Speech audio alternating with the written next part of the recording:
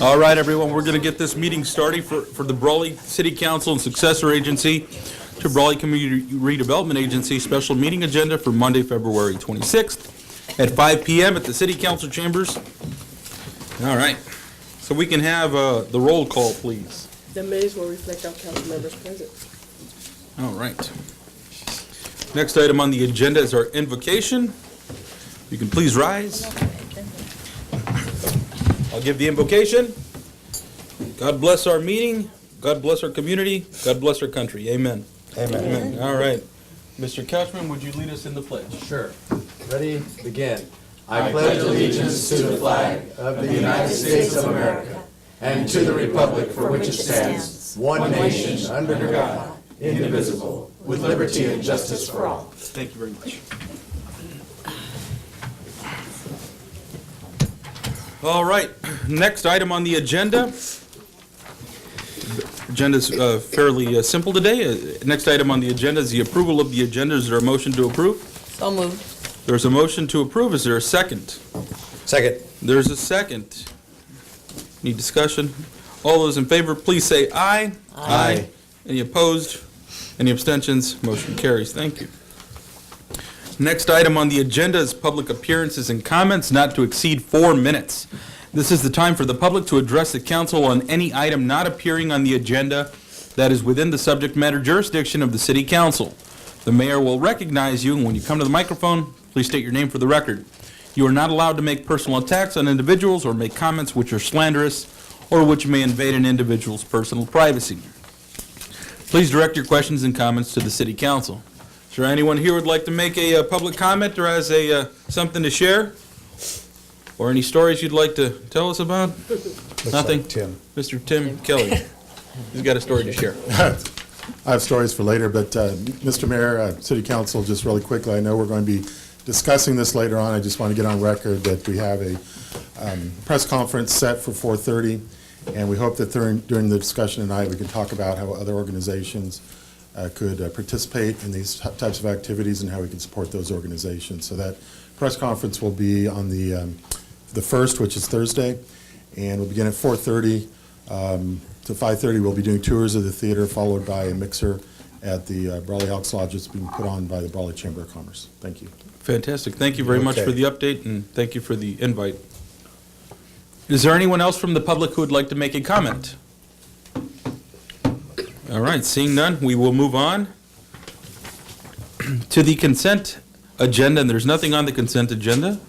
So we'll move on to regular business, and there's nothing on regular business, so we'll move on to item number 5, and that's the strategic planning for fiscal year 2018-2019, discussion and staff direction, and I'm going to hand it over to Mayor Pro Tem, Mr. Donnie Wharton, who will be facilitating the strategic planning session. So, Mr. Donnie Wharton. Big round of applause, Mr. Donnie Wharton. All right. He did a very good job at the library. He's going to do a great job this time, too. Thank you, Mr. Mayor. Thank you, council, fellow council members, staff, members of the public, everyone that's here. This kicks off, and unfortunately, if we want to capture some of this for the purpose of our video, we do have to stick around the mics. That's going to be challenging at times as I get into a little bit of kind of what the format will be here. But the idea is kicking off our strategic planning workshop here for 2018 is for it to be exactly that, is an open dialogue, open discussion, open to the point where it will be guided, and I'm going to kind of set what some of those rules look like, try to keep us on task, try to keep us on point, and try to obviously somewhat efficiently have this conversation because unfortunately time is not unlimited, so we'll try to get as much as we can get accomplished here tonight. With that said, what the goals and objectives of this workshop is, I will say this first and foremost, there's no 2 meetings that we have where the exact same result comes out of it. Even though there will be ample frame up here that our city manager is going to help us with. As we really kind of dive into this, what this is about is having an open discussion amongst council members, amongst members of the public and our departments to give us input so we can really put what would be 2018's strategic plan together. I have to be clear also when I'm referring to years, it says 2018-19, we do run on a fiscal year, so some of this might be in alignment with our fiscal budget, some of it might be in alignment with the calendar year. So with those kind of specifics, don't worry about that as much. But what the idea here is that we do walk away with some very focused goals that really formulate the plan to which our city manager as well rest of our staff can prioritize accordingly.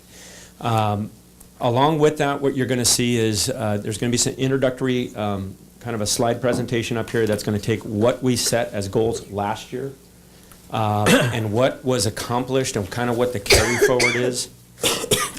Many times I'm going to make this comment that our goals are probably a little bit, sometimes our vision, our creativity, our wants and wishes are maybe a little bit bigger than what either, you know, with fiscal restraints or even timing restraints or personnel, et cetera. There are certainly challenges, but what you're going to see by and large, what I've seen year after year, it's pretty impressive actually what the city and what staff is able to deliver, specifically referring back to the discussion that we had last year for our strategy planning workshop. So that's what the first part's going to be. There'll be a kind of a recap, a review, a frame up.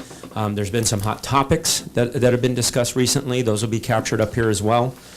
Some of them policy, some of them, you know, project oriented. So after that review, we'll try to get through that as quick as we can. What happens from there is one of two things. Some of you will notice if you're here in person, we have some blank, large size Post-it tablets that are up here for us to capture and write down notes.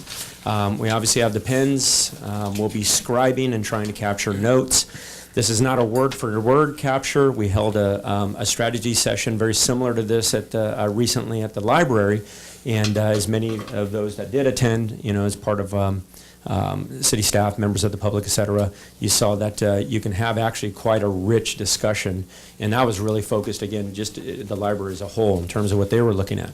So this is citywide, so you can imagine, you guys, we can really end up in the weeds. And so one thing I'm going to tell you that I am going to help facilitate with is to keep us on point, to keep it relevant to strategic planning. And if there's items that are worthy of or noteworthy of discussion that should be brought forward at a future meeting, let's parking lot that. We'll capture that on a different tablet. We'll make sure it's noted, and we'll make sure it does come back at the appropriate time for the appropriate attention, if that makes sense. Outside of that, it's going to be challenging for us to not get into that, like I said, the weeds or the details of particular projects. But what we want to try to do as best as possible is give each area of discussion its due time and try to keep that within a reasonable amount of time here this evening. So if that's fair enough, notice I'm not putting real specifics to that. We're going to go with that. So I'm going to hand this over to our city manager for the frame-up, who prepared these slides as far as last year and this year. Thank you very much. So it's definitely a special time of year for us when we get ready for what next year is going to be all about. And with that, I want to point to a handout that is available here for the public.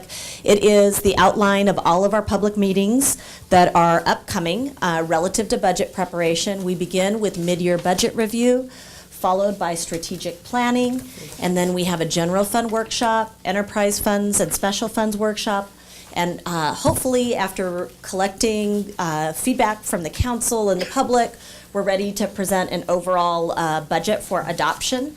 There have been times that we do schedule one additional meeting if council would like to see a little bit more discussion or explore more topics. We have an opportunity to do that as well. Our goal is always to adopt in advance of June 30 for the new year that begins with the 1st of July. So what is the purpose for this workshop format? We're really looking for clear vision, set goals, trying to determine where is there consensus. There are great ideas among all council members, but where are the majority of the council ready to focus? How do we maximize the city resources that we have, recognizing that they're limited? And also, how do we address risk? What are our highest risk topics that, from a financial stability point of view, need to be addressed and prioritized? So over the last several years, the council worked quite actively to hone and narrow the mission statement for the city of Brawley. And last fiscal year, as a part of this budget process, we landed at a final version of the statement, which reads, "To effectively provide the highest quality of municipal services in a manner that values local assets, builds public trust, and advances overall community prosperity." And what were our goals in the 17-18 year? The council clearly defined the goals of the city to be, number one, financial stability, number two, business attraction and retention, three, reliable water, sewer, and stormwater infrastructure, four, a clean and attractive city, and as has been noted in numerous cycles, in some ways, maybe needs to be untangled a little bit, are the quote-unquote givens. And it's not to say that these givens can be accomplished without staff and dollars to deliver projects, but they are decent streets, public safety, and ordinance updates that are ordinarily required of a city as it keeps pace with changing laws and landscape issues. So leading up to today, I thought it might be helpful to try to summarize topics that have crossed into my office by individual council members, by greater than one, just try to capture in one place what are the topics that have been front and center for council members, and how might they be identified as policy topics. The first is the use of Caltrans relinquishment funds as they pertain to Main Street and 8th Street. The second is the downtown-specific plan area, specifically a desire to focus on code enforcement, examine options for outdoor sales, consider facade improvements on private property, or address off-site improvements and pigeon abatement-related activities. The third topic that has been identified is North 8th Street and the nature of that specific traveling public and the needs from a street infrastructure point of view. The fourth is one that has bubbled from year to year. There has been expressed an interest in cost recovery for key services. Now, these services, in my mind, as they have been mentioned, are not tied to the business end of the universe. They're tied more to the user end of the universe and have to do with the way that stakeholder organizations might utilize our city facilities. They might deal with entrance costs to certain facilities or program costs in fees that are charged to our participants in city programs. Another policy topic that has surfaced quite regularly and also was a very central topic in the library strategic planning meeting was community relations and the city's use of social media and how the city could play a more proactive role in getting information out to the public and staffing it in some fashion so that it can be regularly updated and responsibly managed. There have been a lot of ideas bandied about, including the use of volunteers for that work or assigning existing personnel to that duty. We've also had surface the topic of permanent staffing for Parks and Recreation. As council is aware, in recent years, we have worked through the top tier of our Parks and Recreation department and experienced 3 retirements from those top tier positions. And in their place, we have downgraded the roles to lower compensation positions, and we have looked at combining, at least on a temporary basis, as a cost-saving measure, oversight for those departments. And there has certainly been concern that based on the 7-day per week operations of our city parks and their current state of maintenance, that there may be a need to devote more resources to this higher priority area. We also have a search that is on its 3rd attempt for a police chief.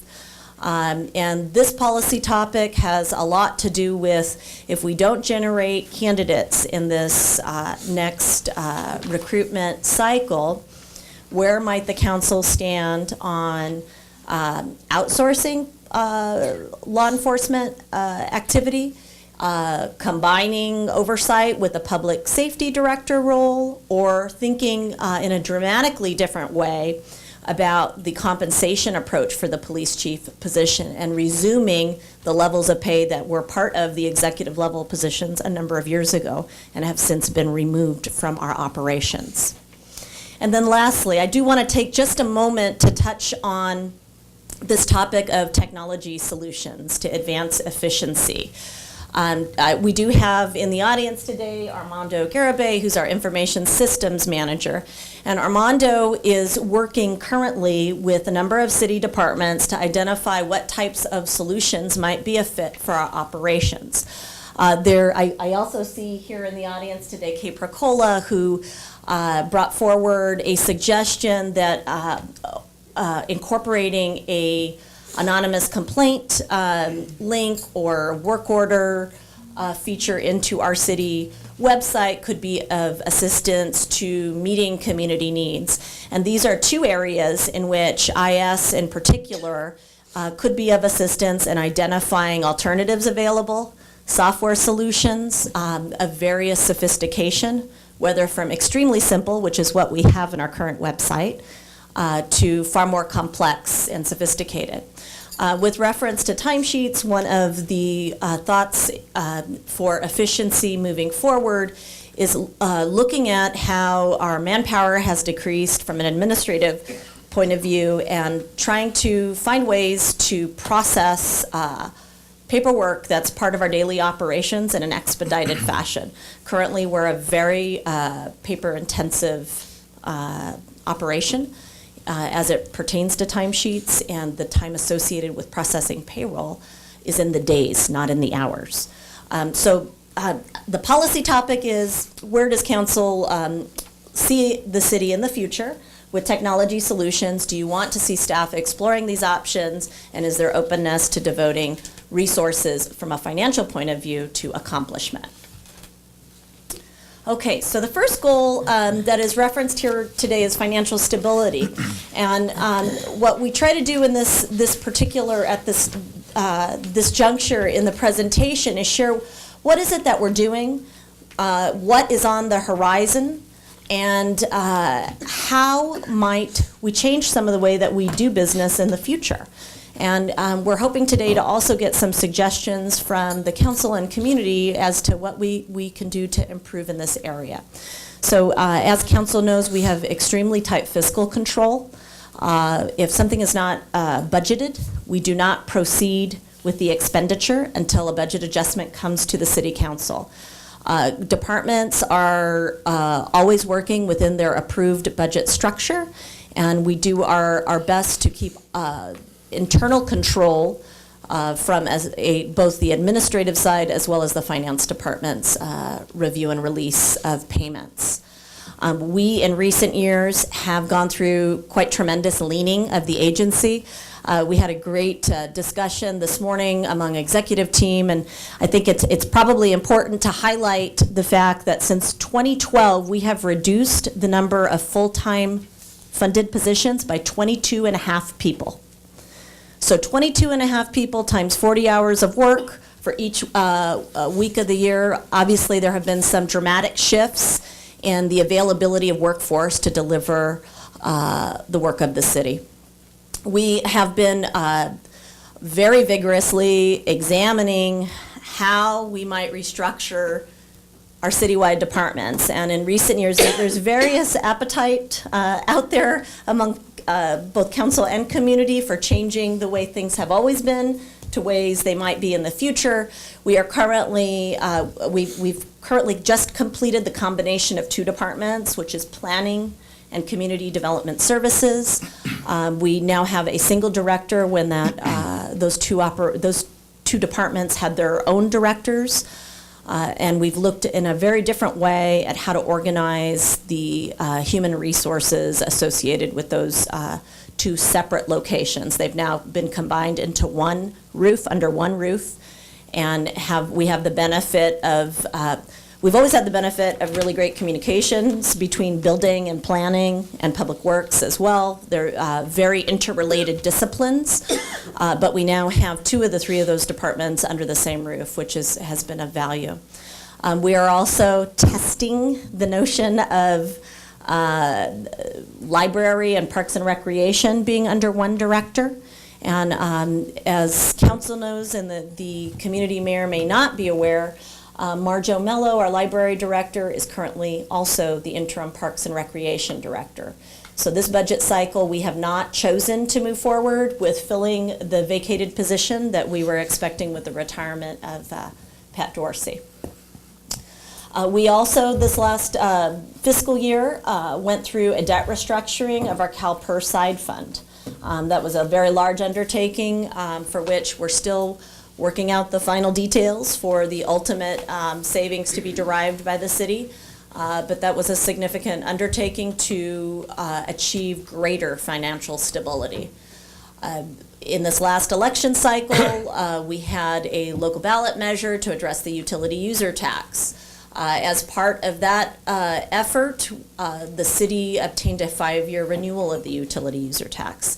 And from a financial stability point of view, this allows the city to consider the topic of maintaining existing service levels or reducing them to wean the city off of the utility user tax revenue source after year 5. So council might want to think about ways in the future. In advance of expiration, are you prepared to lower service levels so that the cost of operations are reduced every single year? We are also in the process of a final map for Ivy Respite. This is the Santillan property at the southwest corner of Pano and Highway 86. This is a commercial property. We expect, from a development point of view, that the portion that is further to the west off of the highway will likely go first. We have continued interest in the Highway 86 corridor and see that commercial generation for revenue there as potential in the future. And we're trying our very best to be pragmatic in our approach to dormant subdivisions. And council just saw a recent action item that had to do with Malin Park and thinking differently about how we approach and time and phase improvements. A similar set of circumstances were before the council as it relates to Victoria Park. So we're trying to be flexible based on our working experience with the folks at the table and doing our best to be sure the city is structuring arrangements that protect public interest but also have the ability to grow economic activity in the future. The second area of business attraction and retention, I thought it would be helpful to highlight a number of activities that are going on. And it's fair to state that some of these are a part of long-standing footprints of businesses that are in our city limits and their desire to grow and evolve with time.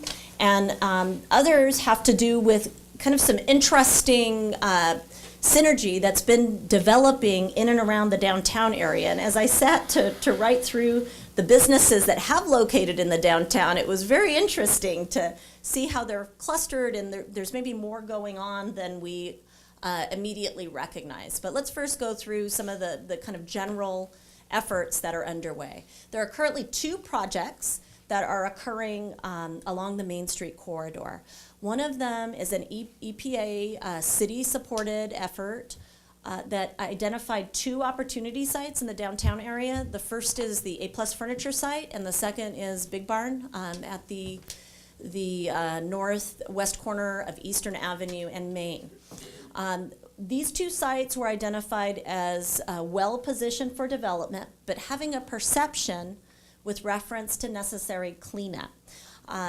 We are grateful for a reference that was provided by IVEDC to pursue this opportunity, and Community Development Services is the convener of, or serves as a hub for these resources reaching private property owners. We're looking forward to receiving the final results for those two sites and better understanding what is the future for these sites, given what has been discovered along the way, if anything. The thought is, if there is nothing there, it's clear for development. If there's something there, there are potential resources there to assist with cleanup. The second project is actually ICTC and IVEDC led. It is a Brownfields assessment project, and it specifically focuses on the transit corridor along Main Street. We are working closely with both of our partner agencies to address potential sites similar to what we undertook in that first project, but at more properties. We've also had the good fortune to site a Pioneers Memorial Healthcare District clinic in the downtown on Main Street, and we are witness to some wonderful expansion opportunities going on the main campus as it relates to a cath lab. Top Notch Seed completed its project this fiscal year along Main Street, and due to some flexibility we extended to the property owner and developer, we were able to phase and stage the final improvements that are now in place. And Crown Cooling at 9th and Malin is underway with its large project to replace a building that had actually had an untimely demolition. So new construction is underway at that site. We have multiple projects in the queue. Taco Bell, we are expecting to move forward any day. Pilot Flying J Travel Center will be coming to the city in the form of a final map once the improvement plans are complete, and we're expecting construction in spring of 2018. And on this week's Development Review Committee agenda, we have the new McDonald's construction scheduled to move forward. So these are new construction activities all occurring along Main Street and in the full length of Main Street. Next, the next grouping of items, let's actually begin with the donut shop. And I do want to make note that on K and Highway 86 or Brawley Avenue, we have a donut shop going in with building plans in review. And we also have the closure of the Brawley Mobile Home Park and what the future holds for that particular site. We're very hopeful about getting an anchor tenant in that area in the future. In and around the downtown corridor, we have Brawley Meat Market on G and 6th. We have our Firestone building renovation that currently includes two businesses that chose to relocate from other parts of the downtown into the Firestone building, which is DS Arts and Defined Fitness. And then we have Letty Guetta Photography going in. We've got Brawley Theater work underway. We have the Gym Geek, which just sited on Main and is prepping for opening. We have Patty's at the Rock across from the transit station. We have Metro PCS that has sited next to Inferno. We have Lalo's Catering on 6th Street. We have the Day Out facility that is it's in the process of finishing touches for occupancy, and we have Kaz Brothers located here at Lupe Navarro's former location, now under the same ownership as the Firestone building. Okay, so we're moving on to, and I'll try to, I'm going to look at Donnie. I know I'm taking long, so I'm going to try to speed it up a little bit as we run through our remaining priority areas. With reference to reliable water, sewer, and stormwater infrastructure, Council is aware we're in the process of a detailed audit as it relates to the Siemens Energy Efficiency Initiative. We hope to have the results within 30 days of the test meters that have been pulled. And we aim to come forward, if the numbers support it, with a water meter replacement project among a number of other improvements to city facilities. We're also in process with the establishment of our FOG ordinance. This is fats, oils, and grease, and it is a condition of the regional board for the city's strengthening. We have a stormwater management program, also heavily required by our state partners, and hoping to move forward along with other priorities. We have the Main and First Street, I and First Street water line replacement project, as well as the sewer line. And I've got it in two places for one reason. We're 100% complete with design, but the critical juncture is we have not secured all of the financing to perform the project. And so one of the areas that the council might want to consider, especially as downtown continues to be a topic of great concern, should this project and the securing of financing become the #1 priority for city staff? Should this project take importance over all other things? Because what is desired at street level and will ultimately be the purpose for relinquishment dollars at street level, what is below grade is perhaps worthy of being addressed in advance of surface improvements being accomplished. We also have our biosolids study that has been on the to-do list for quite some time. This is related to the byproduct created by our wastewater treatment plant. We've had it on the drawing board, just have not been able with competing priorities to get it accomplished. And then we have step screens, equipment shades, and covers. This was envisioned as a larger grouped project with multiple departments. We have found, due to price, we've had to be flexible about the methods that we've pursued to create shade over costly equipment. And so while we have a couple pieces of equipment that remain, most of those locations have been addressed with lesser products to protect the equipment, but not expend the type of funds that the pricing was suggesting. I want to also call forward for council's attention.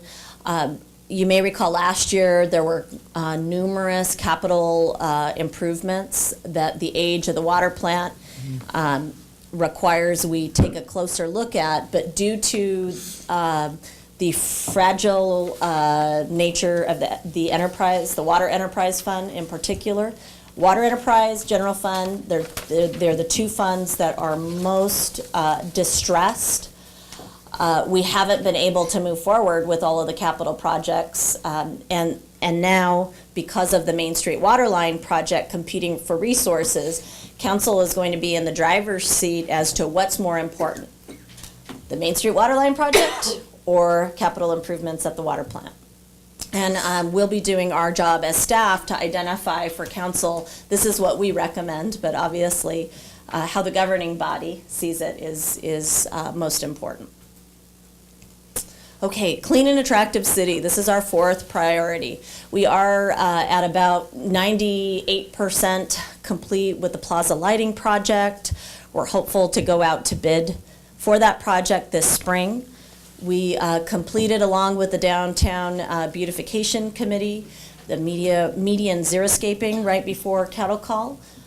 We also joined in the cleanup of the post office, which was a long time eyesore that was quite vexing to not only the city, but many of our community members. We renovated the Alice Giroux Park with a splash pad and many additional improvements. We are looking to outsource CFD maintenance. This is work that's currently carried out by our Parks and Rec personnel, in addition to the acreage in our city parks. We are nearly complete with the bid documents to go out to bid, and we expect that once we secure the outside help, it will relieve some of the weight and burden on Parks and Rec personnel to focus their efforts on more of our park facilities than our landscape corridors. We have out to bid currently the Hinojosa Park renovation, which is $1 million project. And we're also out to bid on the senior center's renovation, which consists of a number of improvements, most significantly some roof-related work, and that's about $250,000. Throughout town, you'll see that we're in the process of making ADA improvements on our Imperial Valley Transit, lines and Gold Line routes throughout the city. We're looking forward to the beautification of the current location of the Brawley Mobile Home Park, the cleanup and beautification. Better days are most certainly ahead. And we're also planning an item to come to council perhaps this next meeting or the next regular meeting to follow on Phase 2 of the Volunteer Park parking lot improvements with support from the Air Pollution Control District. We're going to talk a little bit about a given. The given is our PD and decent streets. We are currently at about 90% design of, I'm looking for Guillermo, of our next phase of LTA projects. This is our half-cent sales tax. And included in that set of bid documents will be alley improvements that are on the south side of Main Street between Brawley Avenue and 2nd Street. That's the block where Ooh La La and La Fresa is located with a lot of alley traffic. Just as a side note and a point of perhaps important reference, as part of our trash hauling contract, $50,000 is paid to the city every year by our hauler to address alley improvements, commercial alley improvements that are damaged from the weight of the trash trucks in our on our city facilities. So this will be our first alley project. We've been accumulating the funds. I directed Ruby during our time together to ensure that those funds are put aside specifically for alley-based rehab, and we'll take on one commercial alley at a time. This particular block has been a source of a great number of complaints because of the heavy travel that is often a part of the businesses that are located on the south side of Maine. We also have a need with a grant awarded to the city to complete the preliminary engineering, yes, for Wildcat Drive. That's the first leg that would be behind, that would connect both Walmart and the Cahave Malin Park subdivision. And also ahead, we have a Legion Road overlay project that we aim to have designed this fiscal year and out to bid. And lastly, I'm going in the opposite order from bottom to top. We have the preliminary engineering for a lighting project. This actually grew out of budget discussions a number of years ago. Between Eastern Avenue on Main from Eastern to Best Road, there are no street lights. And we had a number of merchants express concern for safety in the area, as well as our motel operator, Best Western. So what we're hoping to do is move forward longer term with an approach to lighting the right-of-way in that area. This last fiscal year that we're still wrapping up, we also had a number of ordinance updates that are likely familiar to you. We, as a city, took action on commercial activities as it relates to marijuana. We also updated our building code to reflect the 2016 edition of building standards. And at your next council meeting, we'll hopefully lay to rest the subject of the CFD for Porter Ranch. That has been it has been continued for a number of meetings. And we believe we have all the signatures in hand to proceed with that action item before the council. Okay, so what do we have ahead? And my apologies, I see a typo there. 2018 to 2019 efforts ahead. These are projects that are identified in our approved budget for last year, but are lagging behind our actual performance of the work due to workload. One of them is B Street pedestrian and ADA improvements. This would be for the section. It also was generated out of ADA and pedestrian complaints between 8th Street and Cesar Chavez. There are intermittent, there's intermittent availability of sidewalks in that area. And there's also a railroad crossing, and that particular path of travel is the route for many school children. So we're hoping to move forward, and council has provided financial resources for pedestrian ADA improvements along this stretch. We have also just about completed the design of the Lions Center pool replastering project. As you may recall, the city council last year earmarked $500,000 for the replastering project.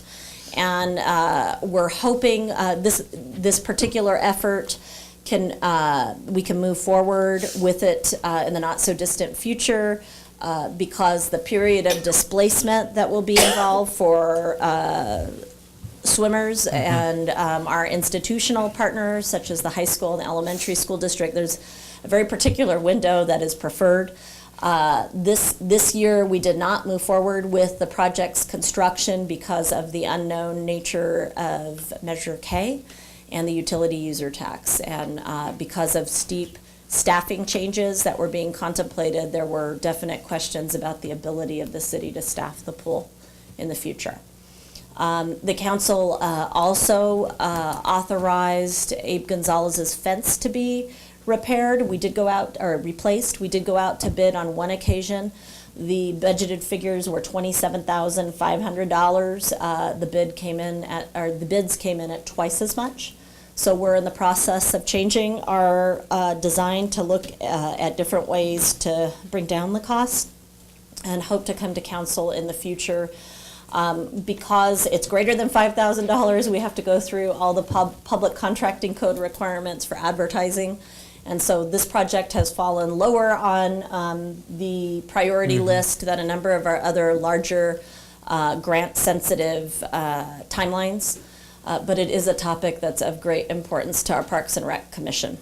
I've already mentioned our Wildcat Phase 1 preliminary engineering. We also set aside resources for Main Street ADA improvements. You may recall that some of those improvements could conceptually be a fit for the corner where Pioneers Memorial Healthcare District is, along with many other parts of Main Street that require address. And we also have a very degraded parking lot at the Public Works Yard that we're hoping to be able to move forward with, but understanding that it's not the highest priority. So the 2018-2019 Food for Thought, this is intended to be a sketch of some items for you to think about. We've gone through some pretty remarkable succession and hiring challenges. We have PD and Parks and Rec on the horizon, and as I have shared with council, I think we also might want to give some thought to the future of personnel, because of it's a one man or one woman department. There really is no redundancy built into that for the future. I will also make note that every single fiscal year, this airport lease obligation comes up, and council has chosen in past years to not move forward with it because of the distressed state of the general fund. When Fire Station number 2 was sited at the airport commission expressed great concern with rents not being charged. And while that might be hard for most people to understand, it's the notion, there are different cost centers in the city and special revenues associated with them. So when one cost center takes from another, there's typically a rent that is attributed to it. And so in this instance, there have been requests for the city to consider paying a lease or entering into a lease with the airport to pay rent for the footprint that Fire Station number 2 provides. Now, Fire Station number 2, just like Fire Station number 1, is a general fund-based activity. So the concept is that we would pay general fund dollars to support the airport's special fund. We also, in recent years, with attrition and retirements, have translated permanent parks maintenance worker roles into temporary full-time roles, and you'll see those positions referenced in the org charts that have been provided to you.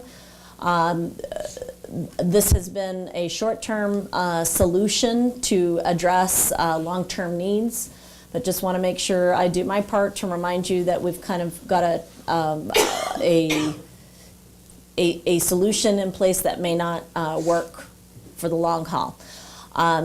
As requested by council seated in the past, we also have two positions that are currently full-time temps that council has expressed a clear desire to transition to permanent staffing, and those are for the senior center coordinator and our graffiti abatement worker.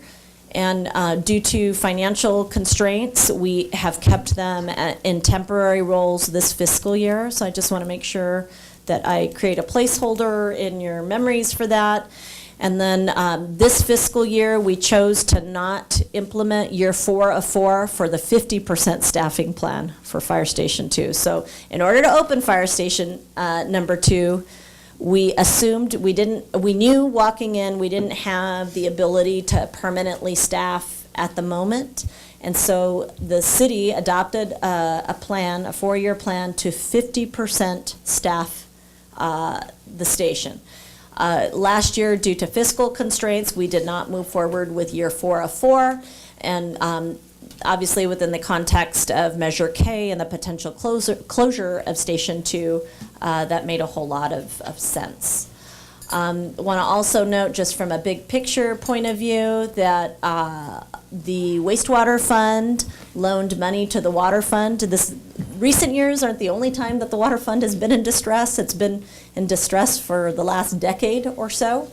And as a result of that distress, it had to take out a loan from the wastewater enterprise, and we are obligated to live up to a repayment plan, which is a 15-year plan at the LAIF rate.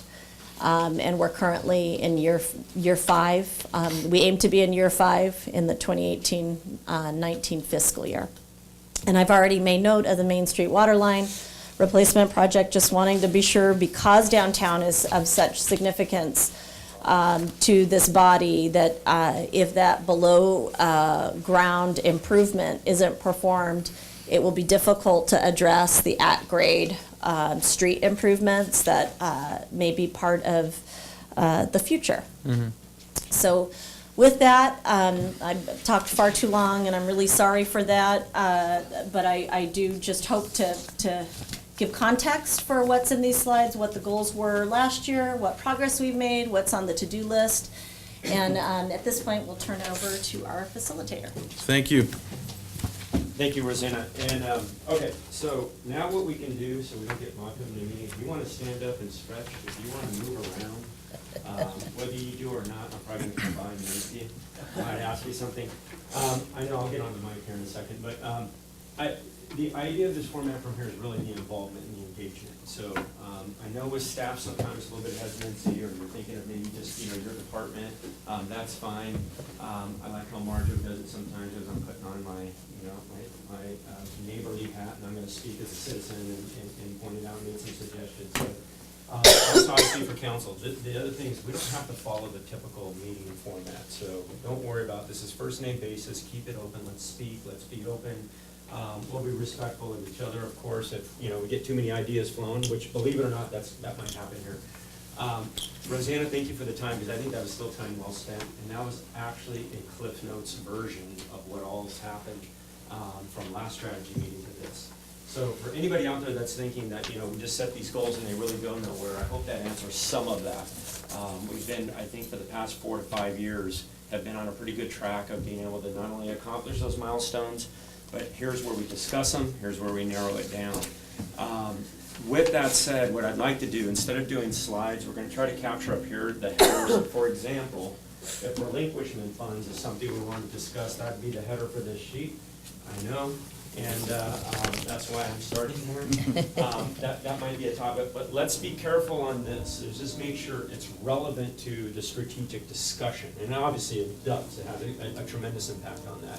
Not so much getting into, okay, we're going to do this, we're going to do this, we're going to do this. It just comes down to, if we want to prioritize that, let's have that discussion, and we'll just try to keep it not only there, it can come back to life in the form of agenda items, in the future. So there's a big animal there to attack, but we can definitely have that discussion. So without any further ado, this is what I was gonna do. We'll start with relinquishment funds, but when we're done with that, if everyone's cool with this, we'll slide on over to the order that the slides went, kind of went to financial stability. I think that almost falls under given, but if we don't discuss it in terms of what do we mean by that, when you look at the food for thought, when you looked at some of the go-forwards that Rosanna put out there, it's very clear some of these things take a financial commitment on our part. Talk about it now, because we're about to go rolling right into the whole budgeting process. So now's a great time to talk about that. But it has to be something, obviously, that we can deliver, something that we can do well, something that's staff and we have the bandwidth to do, and if we don't, we have to address that as council and say if we have to outsource or find additional help to do that, great, and that's gonna come at a price and a cost. So again, it's all kind of cause and effect, but without beating that gets a little bit to the weeds. We'll start with, is relinquishment a good place to start, everyone? Sure. Place to downtown, so we'll put that up there. I know a hand went up, so why don't we start with a stakeholder member of the public, so, are we wanting, everyone have to be mic'd up? I was hoping that, you don't have a cord. Okay, No. all right, yeah. Just tell her to stand and talk. Or just talk open from right conversation, there. I mean, just Donnie, talk. it's open conversation, so it doesn't have to be up at the mic, It too. doesn't have, it just. As long as Yeah, you're loud you're not enough. addressing the council, it's just a conversation we're As long as having. you're so- loud enough. First of all, thank y'all for having this meeting. I spent the weekend printing out documents. I don't have them all, but I have read all that I have printed out. I had a number of priorities based on those documents, and strangely enough, Highway 111 is number 3. I'm glad y'all are addressing it. My comment on it is you have a need to service the community. And unlike many of the other projects that need help and deal, you've actually funds sitting there waiting to do. And the sooner that we get on with repairing that road to its level, the less costly it will be. So I see a cost avoidance here by taking action fairly quickly.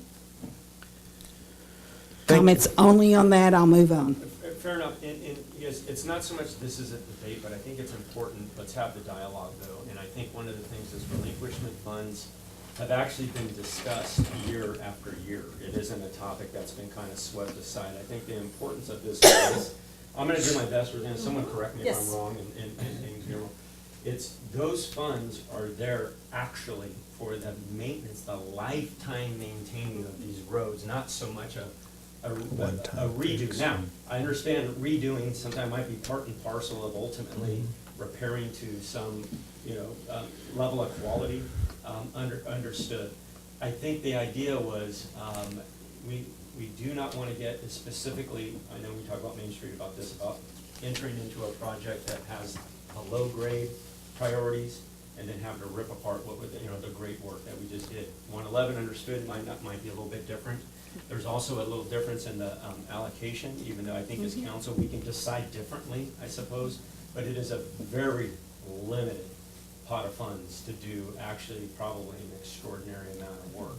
Just So as I think a factual piece of information, the relinquishment value is $9 million, and the portion that was devoted to 8th Street in the agreement is $2.5 million, and Main Street is $6.5 million.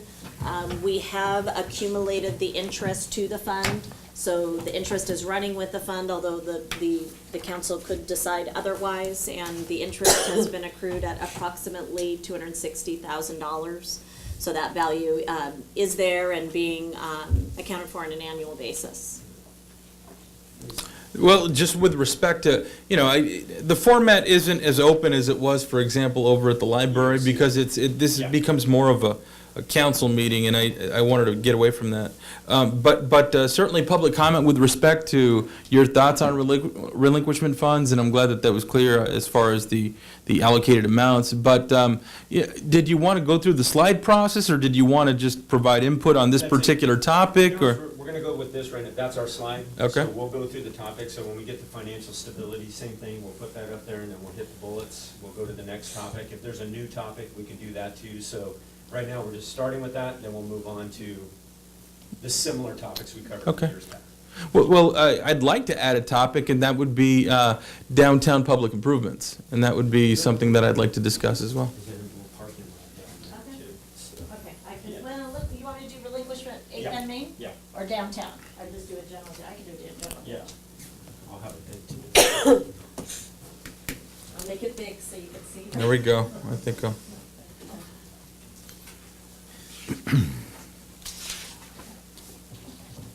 And Roseanne, on that last board, could you put parking lot, so if we hit a topic that, let's say, or can I say, if we don't have the time to address it, we're gonna capture it and then bring it back or discuss it at a future meeting? Discuss it at a future meeting. Hello. George, you wanted me to capture, Well, what I had discussed previously was just improving in our downtown look. One thing that I've said multiple times is that we can't, as a city, necessarily purchase buildings or make improvements in that fashion, but we can make public improvements, and we have made those public improvements with respect to the transfer station out there, transit station. We have our downtown lighting plan that's in place. There have been other partnerships that we've had, for example, the improvements at the kiosk and other things that we've done. But what I had talked about more recently, and if I were to limit my comments, would just be, you know, a safety crossing, like a crosswalk in between the areas between the old Texaco station and what we know today as Inferno. So just providing that access point for people since they're crossing the street there in a very dangerous fashion. I know we've talked about it in the past, but you know, with the improvements that the Brawley Theater is having and others in the downtown area, I think this is a prime time to look at that. So, Donnie? You want to go ahead? I just jump in. You don't have to use the mic if you don't want it. It's just an open Well, I forum. just want to so- make sure it's recorded. But There you go. There you go. So I think it's a good time to step in, and it has to do with the theater, but I think it really has to do with the synergy that we're trying to create along with this strategic planning of how we can look at multiple projects being done at the same time. And so first of all, I just want to talk about the Brawley Theater. For a long time, this has been the foundation of our organization, Brawley Community Foundation, as a way to kickstart Brawley. The first project we did was the Brawley Hotel, which led to the development of Ciudad Plaza, our redevelopment, and that entire block. And so that's what we want to continue. But if we just take a look at Plaza as an example, we've got the theater, and we've got beautification projects that are ongoing today. We've been in touch with the Brawley Beautification about reorganizing and helping them and to raise funds to do projects. And so this is the way partnerships should be done. The lighting project that is going to be done at Plaza Park, Roseanne and I were talking about that several years ago, of strategies that we could assist in helping to fund that type of project. And parking improvements, and then the crosswalk is very, very important for public safety. As we develop more businesses that are going to stay open later around our plaza, it's becoming more and more difficult. We're seeing it on a regular basis of people having near tragedies on Main Street, so it's something that needs to be looked at immediately. Just one other thing, I just want to throw something that's very low cost to the city. It's really adopting a dig once policy. And the concept is, if you dig it, let's make sure we take advantage of full opportunity, as you were mentioned. Let's not dig up a road and then realize later we should have looked at the sewer, we should have put down broadband. And so a couple of initiatives that we're undertaking right now is the EPA Brownfield Assessment Grant. And so we hope that this will encourage, as we look at bringing in code enforcement and beautification of our downtown, abatement of our fellow visitors or pigeons that tend to find our downtown a good place to live, bring in lighting projects. All these things fit together. And I think what we have right now is, as you're relinquishing these funds, then we start looking at all these projects that can be done, and partners like Brawley Community Foundation come in. We'll take one portion of it. Brawley Beautification will take another. There's other groups that will come in and take another. But what we're lacking is that synergy, and I think if we have the synergy and we have the momentum, we can accomplish a lot now. I wanted, let me add to that, Tim, you know, perfect timing, because you said a lot of what I want. It's the synergy sort of waxes and wanes. There's times, obviously, I can look back in the last 5 years where it's kind of been clearly captured when we had taking back Main Street. We're like, let's bring the events back down. Let's bring more business attraction downtown, where this was just sort of a discussion going back about 5-6 years ago. And it's probably been discussed forever, but a discussion that we started taking action on, which meant in order to start beautifying and try to create attraction, what does it require? And I say this every time, and I think with private citizens, business owners in here, businessmen in here, men and women, people have to want to invest. So in order for them to want to invest, they have to get a return on that investment. So in order to get a return on investment, they need to go in and either A, do a market study that their widgets are going to sell, or B, there has to be people or traffic downtown that clearly would maybe, hopefully cause that, that business owner to consider downtown as a competitive place to set up a business. Difficult things to do when you have a downtown core that's looked largely the same for how many decades? How many decades? That's the thing that always cracks me up about, oh my God, look at downtown, look at, it looks the same in the old pictures that I look at, other than it was newer back then, but it's all part and parcel of what happens with an aging community. So when you get the synergy that you're talking about, that has been a long time coming. This isn't something that happened overnight. Community Foundation's been after it with that theater project for how many years, Tim? Over 10. Okay, 10 years. But 4 years actively, 10 total, for quite a while. And I'm going back to that 5-year mark. So here's what's happened.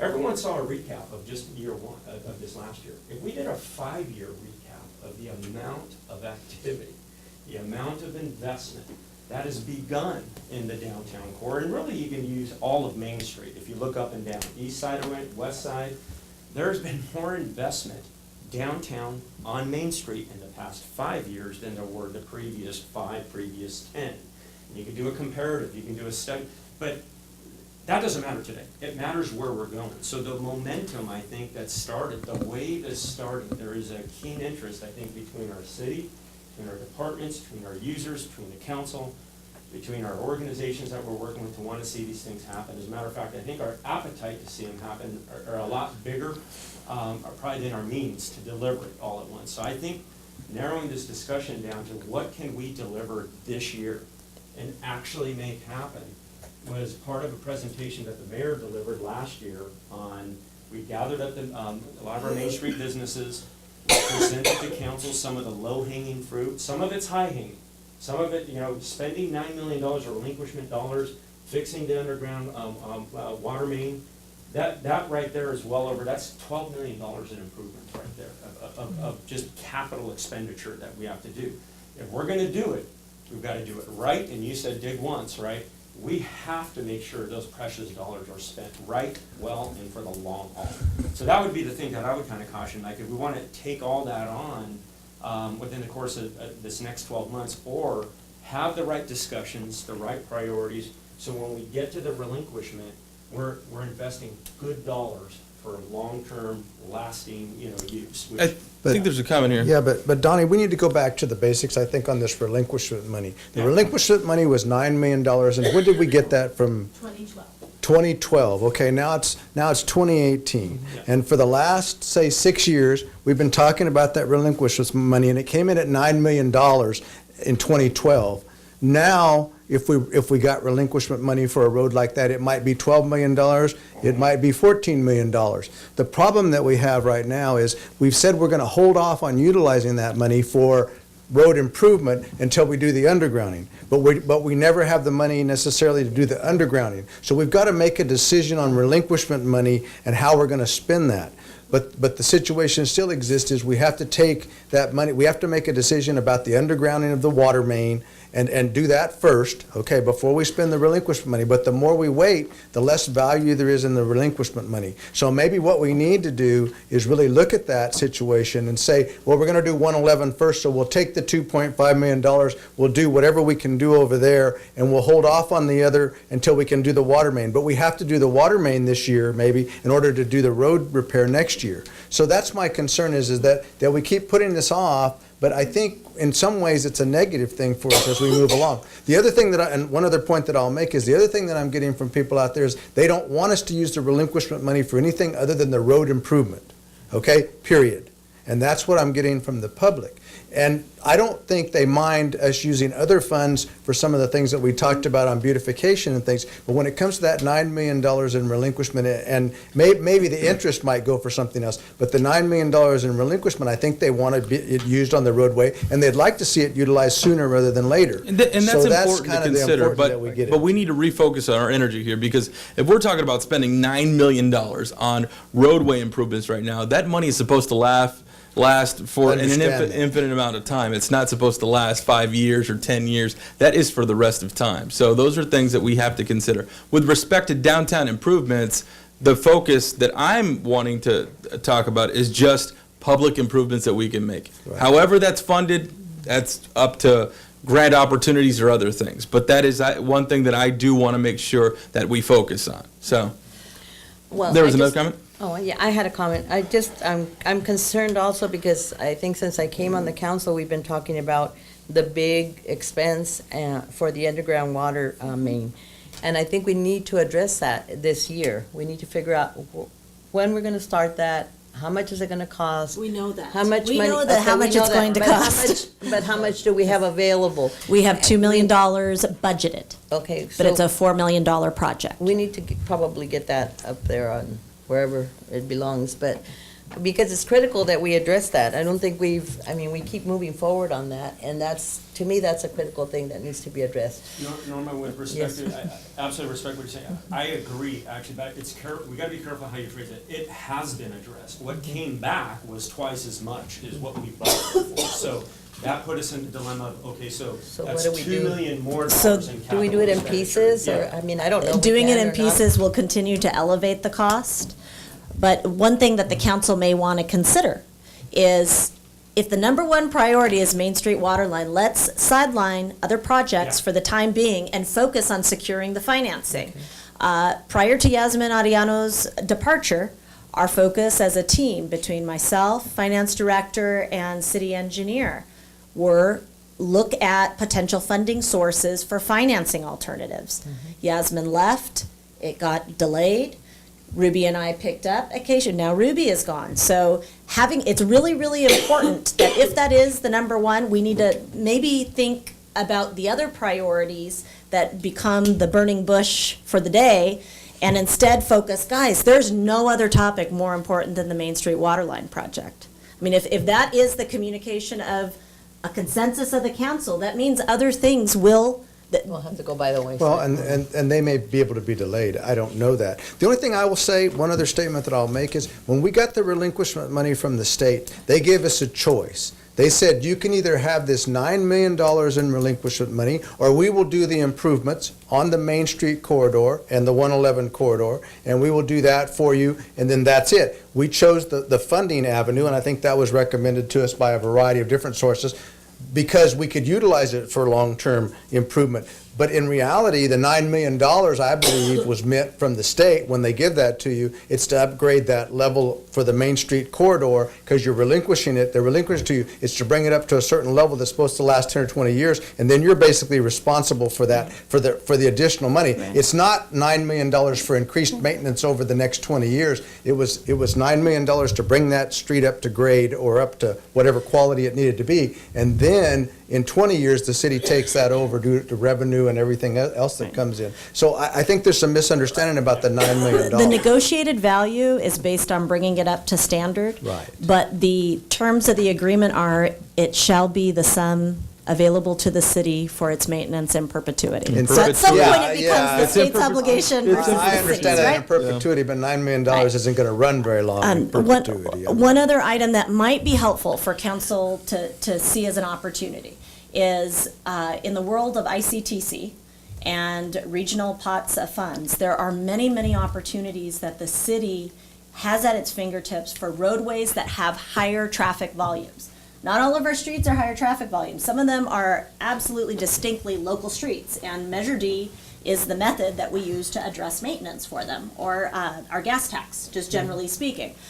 With reference to the larger roadways, it's kind of a topic that maybe the best way for me to describe it is the way we addressed the southerly extension of Palm Avenue, or the southerly extension of Eastern Avenue. We had a choice. We could either take all of our local money and spend it to address those roads, or take the segments of the roadways that were eligible for other pots of funds, leverage the local funds so we stretch what we can do within our city limits, and do a grab of outside resources to accomplish a segment. Now, our money lasts longer if we're strategic about how we use it. When you look at the 8th Street corridor, what's really interesting about it is that there are a lot of vehicle trips that are on it. It's unlike a lot of our roadways and city limits. It's distinct in terms of the special type of traffic that finds its way on that roadway, and the number of trips, whether it's people who are employed by the prisons heading north to Calipatria, or it's the truck traffic that's part of ag commerce in our city limits. It's a really important competitive project that creates different financing opportunities. Now, the difficulty with outside funding is that it's on other people's terms. And sometimes that's something we have an appetite for. And sometimes, like with Palm and Eastern Avenue, it cannot come quickly enough. The delays associated with delivery of those improvements are just untenable to our residents. But if you try to take the long view and say, well, 2.5 million, how far could we actually stretch that? Well, if we were good at achieving a regionally funded project, we'd have the ability to upgrade. If we blend it with something like CMAQ funding, we could do off-site improvements such as driveway approaches and sidewalk improvements. That anytime, many of those businesses that are along 8th Street are kind of a snapshot in time. They haven't changed in a lot of years.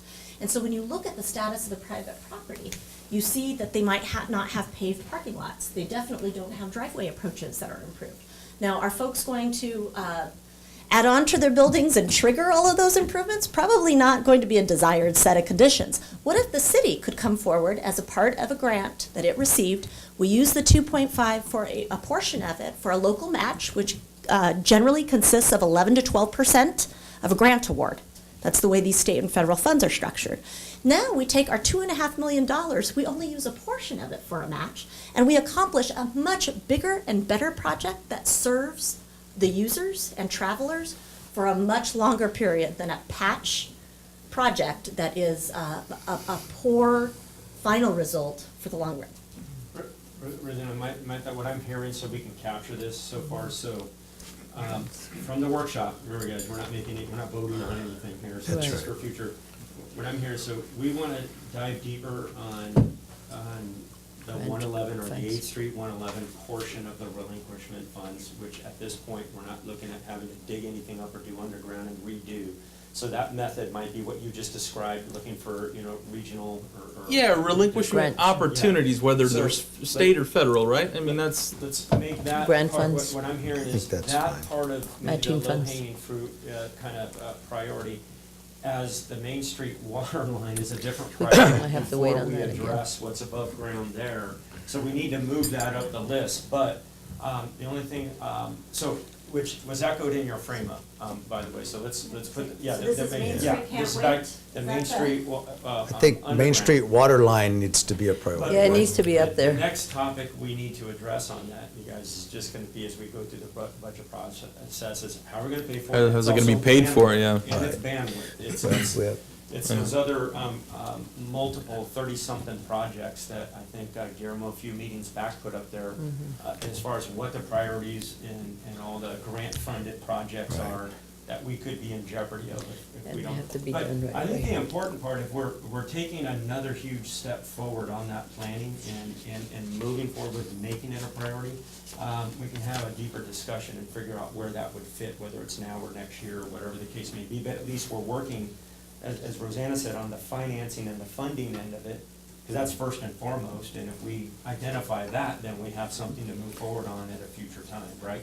Yeah, and I think taking the relinquishment money and working maybe on the 111 as a separate kind of issue and trying to prioritize it a little bit Yeah. differently than we do the Main Street might be the better way to go. I think we do need to prioritize the water line though issue, and I think that seems to be what we're getting into. But even with that water line, it's going to be a year or more before we do the Main Street project, maybe 2 or 3 Yeah. years. But I think Main Street doesn't seem to be as big an issue as the 111.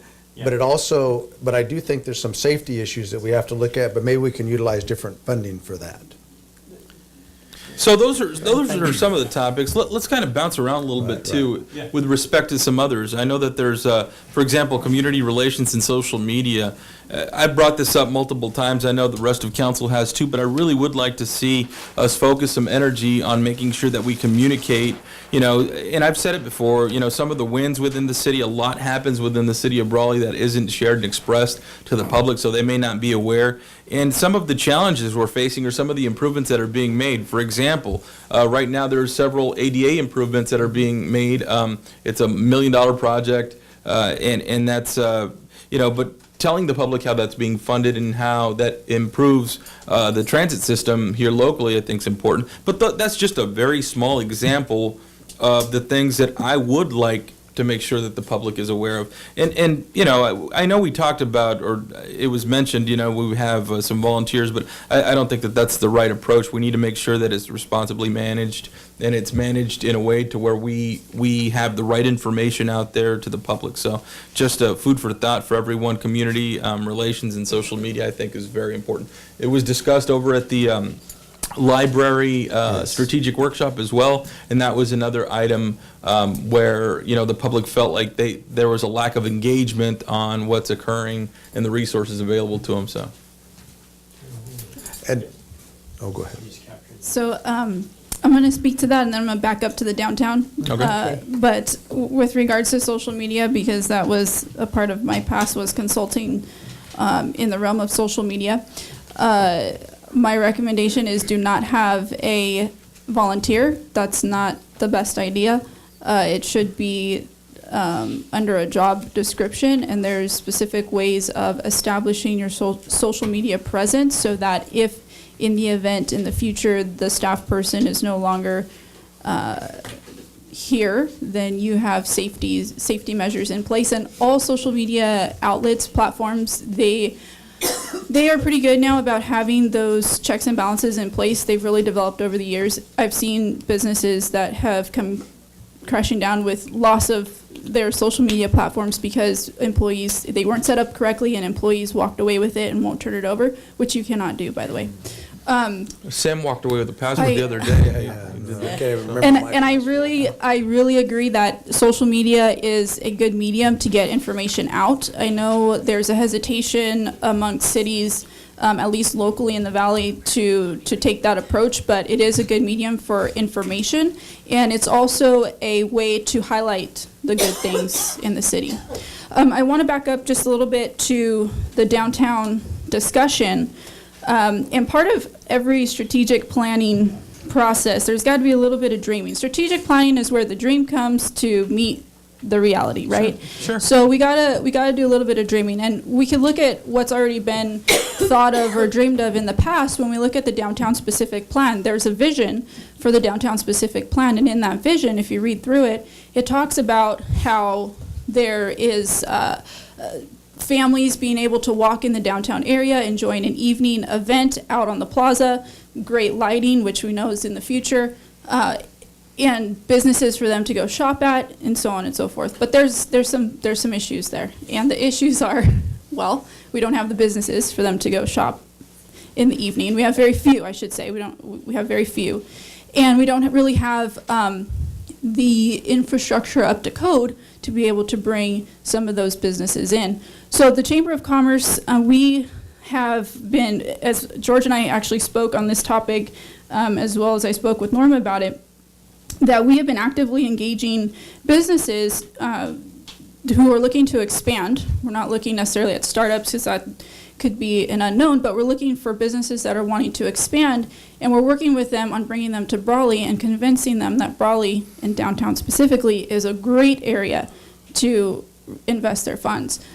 We think that in the future, we would like to see, or the Chamber would like to see, more of a dialogue and a working relationship where the city meets us halfway, that if we're bringing businesses to have the conversation, that there's the support behind us to really bring those buildings to the standards that they need. We realize it's not the city's job to bring buildings up to standard, but we can work together to leverage our power as a chamber and as a city to really put pressure on these downtown business owners, building owners, to bring up to code, and so that we could start filling in the spaces that we have. We do have some businesses downtown that need a little push to maybe be a little visually more pleasing, and those are things that we can work on.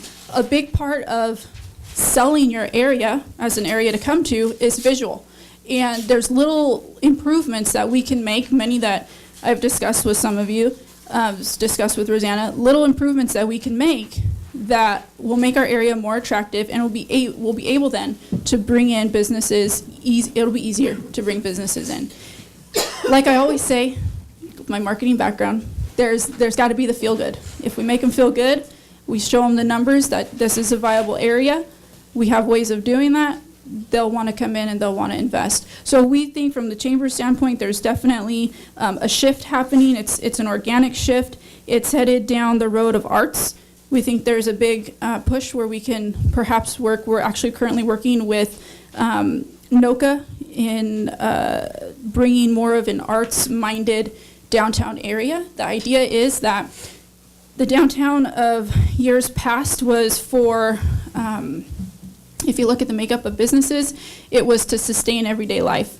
And we know now that within 20 minutes, we can go down to El Centro, we can get everything we need. We're not going to see the downtown that we had of yesteryears where we have the JCPenney's or anything like that. Yeah. Kitchen table and your laptop. Yeah, I know, yeah. True, you don't have to leave the comfort of your own home to go shopping. But that's not the downtown we're going to see.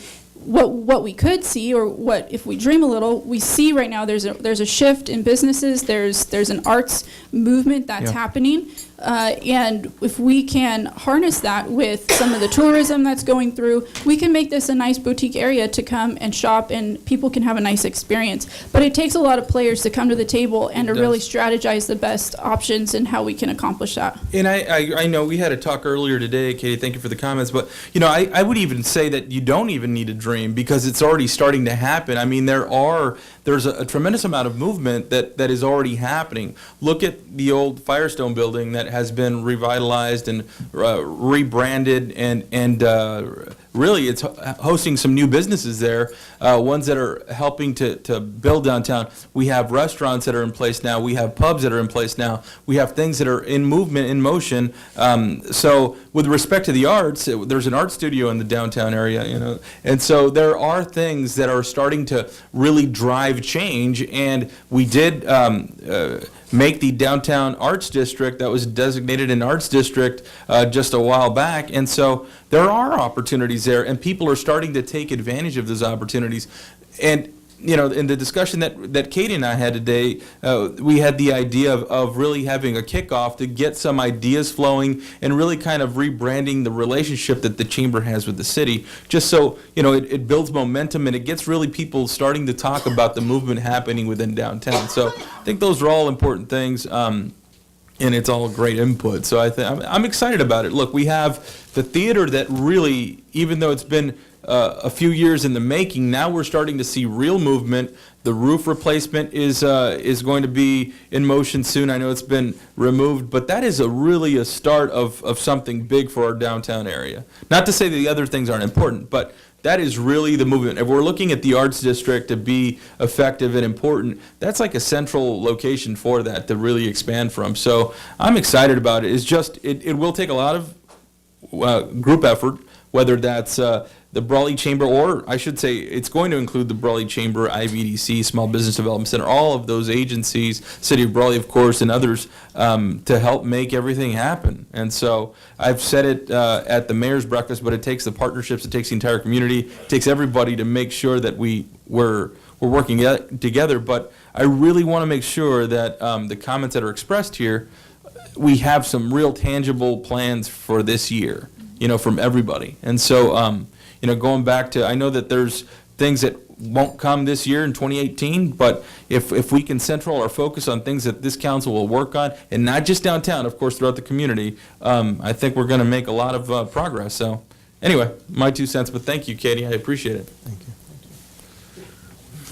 you. Just to briefly, from the social media side, with the high school's effort to get social media into every student's home in our local area, that's going to be critical, and I think the social media will allow us to network with more people in the Brawley area. The social media piece is, so we kind of put up there from previous discussions, it has to be handled, I put it professionally, but yes, it really, you get what you pay for, and some of the risks that you have to manage with it is managed through policy and through professional management. So as we go through the budget process, if we prioritize, obviously we're going to capture this, it's something we're going to have to discuss when it comes to general fund expenditure, how much money we're going to allocate. Yeah, allocate towards that, yeah. right, okay.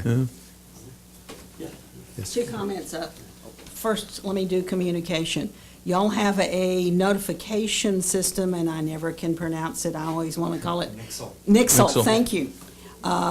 And for those folks who know about it, it's very effective.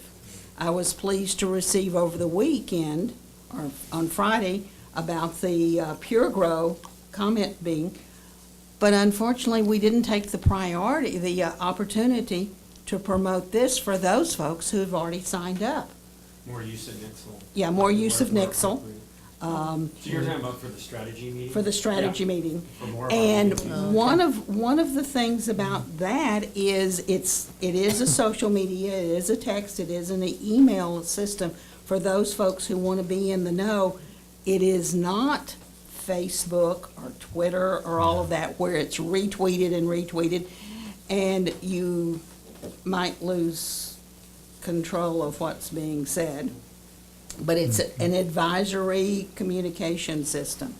Secondly, on downtown, in reading all of the documents, and we drove, Nick just loves on Sunday, my little downtown, my excursions out and about with county roads and stuff, but it was downtown Brawley yesterday.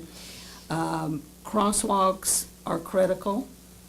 We have a lot of stuff on Main Street West that are crossings, that there are no crosswalks, and that's a public hazard. From Motel 6 over to Brawley Inn, Asagio's, I think we had someone killed recently. That crosswalk there is gonna be difficult because people coming up from the gully, as I call They it. don't see. Yeah. They come too fast. So I don't know how you do it, but the crosswalk here from the theater across certainly is needed. I did note on ICTC's agenda for this coming Wednesday night that we have $1.9 million unused of the last bonding fund before they go out. I think crosswalks would certainly be something, unless y'all have earmarked that for other funds. It's already designed and going out to bid. That's phase 11. Yeah. So relinquishment funds are not necessarily. And the other thing that I noted in the various presentations is a funding a mechanism and code for facades of downtown Brawley.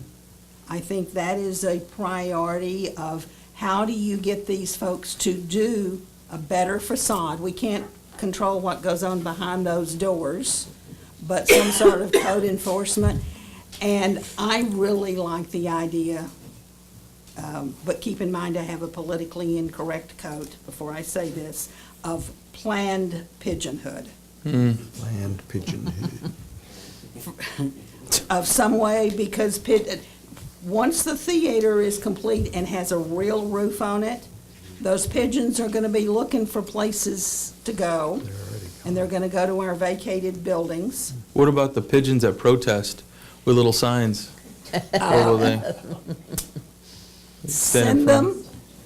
Send them to the Mayan Hotel in El Segundo. Yes, that's where they're gonna go It was now. vacated, Yes.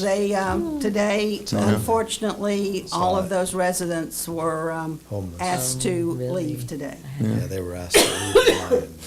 So so. that's Well, vacant. people are dying We could there. maybe retransport our pigeons over. I wanted to, on Main Street. Thank you, Kay. Thank you, Katie. Miguel will work Katie, on that your for idea, me. like I said, open up.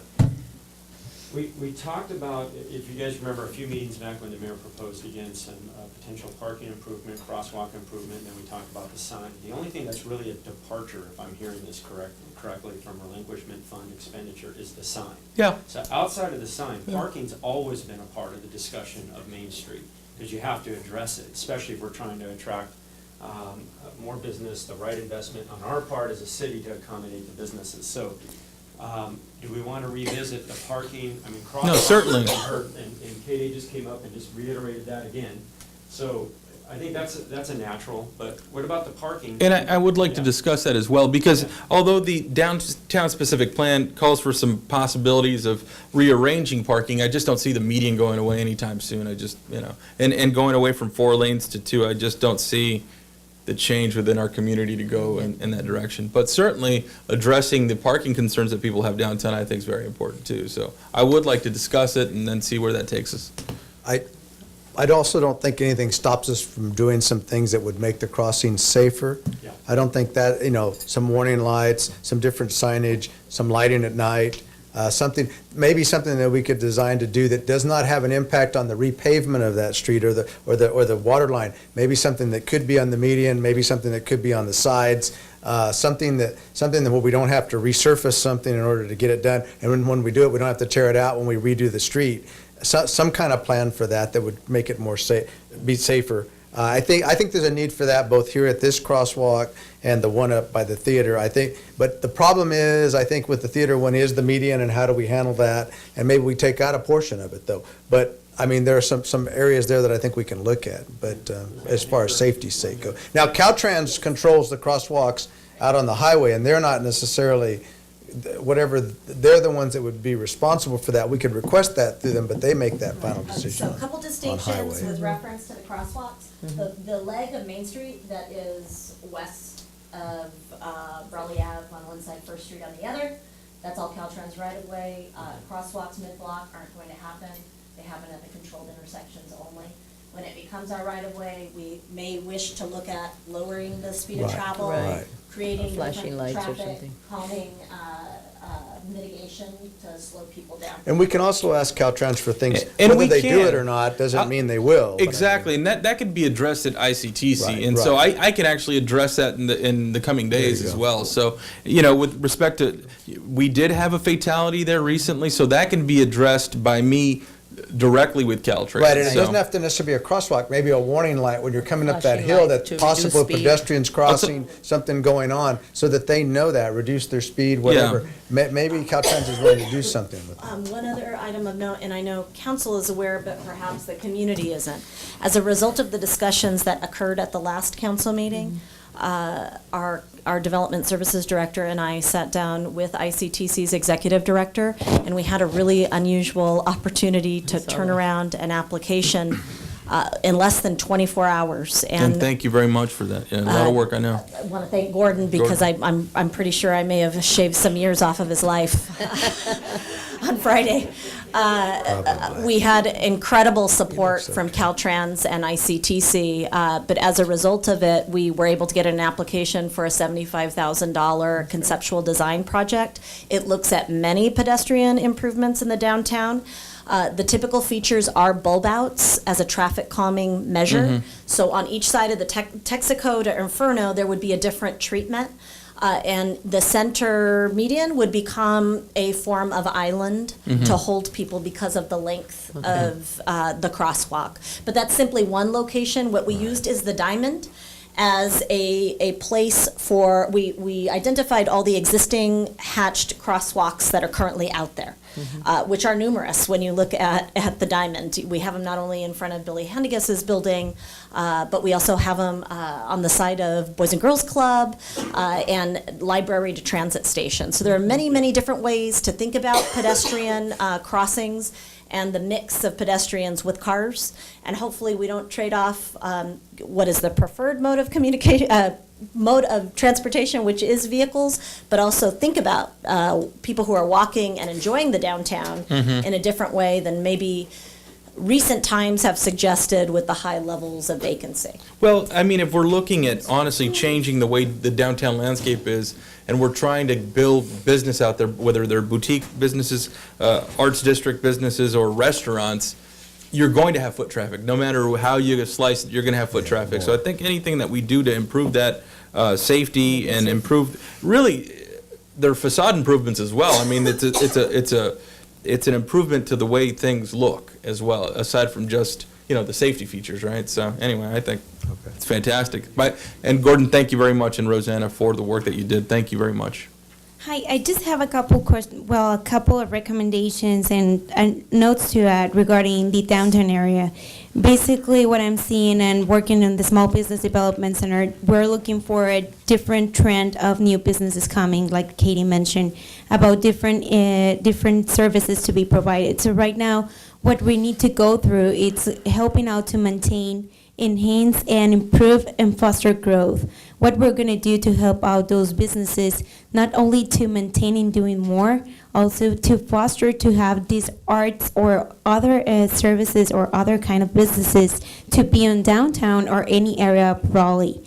And as part of the Small Business Development Center, it's to help out those businesses. How can they be better? How can they improve their operations? And how can do more for the city and what their community is looking for? That's regarding the part of the downtown area and the small business and environment of being a business-friendly city and help out through these resources. Regarding the social media, I know we went through a little bit of that. Part of the recommendations will be to create a strategy about how to use social media and what kind of the topics the council is willing to publish about, community awareness, also what it was mentioned, success stories, and other engaging articles and topics about how can the city promote and create more synergy with their community. Also, this will be foster freedom of speech with the community, but I think this will create a better relationship between the council and the city with their communities. Right. Those are my notes. Thank you. You know, something you said that struck a chord, at least with me. We often get approach, or it's been discussed multiple times, and we get opposite sides of it too, that some people say, you guys are really great at helping businesses, and some that are like, it's been a bad experience, right? But really, if we focus on the fact that there are changes that are already in place that are coming, we have multiple agencies that we work with, whether that's a Chamber of Commerce, IBDC, Brawley Community Foundation, Small Business Development Center. There's a lot of partners that we have there, and we need to be able to leverage that. Just like the Chamber needs to leverage the city, we need to leverage the Chamber. Just like IBEDC needs to leverage the city, we need to leverage that relationship, and so forth. But something you said, and that's having some sort of designation, and I like business-friendly city. And if we follow that if we have that mentality, that mindset, and that pushes us forward with developing change or really kind of just revisiting our relationships with these agencies, I think that's going to be really important for everybody. And that's not just saying it, but doing it. So now look, I've got somebody's interest peaked there. So anyway, go ahead. That George, struck a chord, I guess. George, Mr. Mayor. I really appreciate this time, and I think I think one of the things that she mentioned, I think Sam agreed, we really got to focus on these big projects. That's where the priorities have got to be. But what I brought to the table is, the opportunity to working with organizations like ours, and you can see the level of cooperation that the Chamber of Commerce, SBDC, IVDC. We're going to be holding a series of events here in Brawley pertaining to the Brownfield assessment. We have to hold these community meetings to make sure that we're investing our money in the right locations. And so those will be occurring, and they'll be occurring in cooperation with the organizations that I just mentioned, but also with the City of Brawley, and also with the broadband grant. And really what, since we have these opportunities today, and Brawley is a focus because of the way that the grants were written and the communities that were identified, that we'll be investing some time and money, and I think it goes along with actually helping to carry through the strategic planning. I just want to reiterate one thing, though, is that as we focus on the huge investments in these projects, there's an opportunity of looking at public projects, private projects, and then projects that we can work on together. And I think one thing, as we mentioned, the synergies, is that there's been a lot of projects that have been kind of put on hold because there wasn't the level of cooperation that we needed. And what you're doing today is asking for help. And we have organizations that are willing to help. And now we go out and tell our friends, and they come out and they all make things happen. And that's what we need to do, is identify those little projects that can be done immediately that can make a big difference and figure out ways to finance them. As Rosanna mentioned, sometimes we only have 24 hours to respond. A turnaround. I remember getting a phone call at 12 o'clock and we had 2 letters to you by 4 o'clock. Right. Yeah, but that's the cooperation that we've developed through our organizations, that we can get things done, we can perform quicker. And I just want to assure you that, you know, when you call me, you know, I mean, I represent many organizations, and I get on the phone and call them all, and we come with a force that can help you do these projects. So always think about, you know, how, you know, the public projects, private projects, and how we can work together on other projects and make them happen. Because the funding sources that Roseanne is mentioning aren't always available, and maybe there's others out there. And so maybe that's where we can have help with it, with those types of opportunities, bringing, you know, there's a big focus on EDA, on Caltrans, but there's a lot of other entities out there that just do not know we have issues and don't even know we exist. And so we'll try to bring those opportunities here also. Thank you. And Katie had a comment as well. And a new software. Uh-oh, and a new phone. Is that a BlackBerry? I was actually testing the speed of your broadband here. It's 0. Is it? Yeah. Sam is probably sucking it all up. Counts.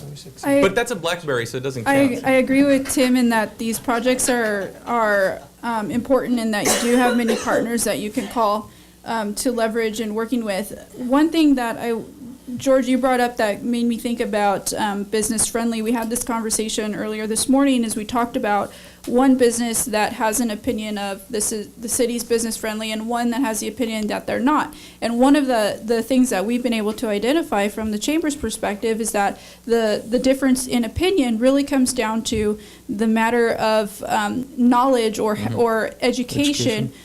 For that business owner. So not every business owner, we can't assume every business owner knows the full spectrum of ordinances that is required for them to be operating in the city. So we have identified avenues where we can instruct or we can get the resources together to have workshops to make our businesses aware, give them the opportunity to come and learn about what they can do as a business owner in operating in the city. And what we find then is when the communication is open, not only do they learn and do their wheels start turning of how they can accomplish some of the tasks that they have in front of them, but now we're building a reputation of being open and friendly to all the businesses. And so that's just one avenue that we've identified. We already have one workshop that's scheduled.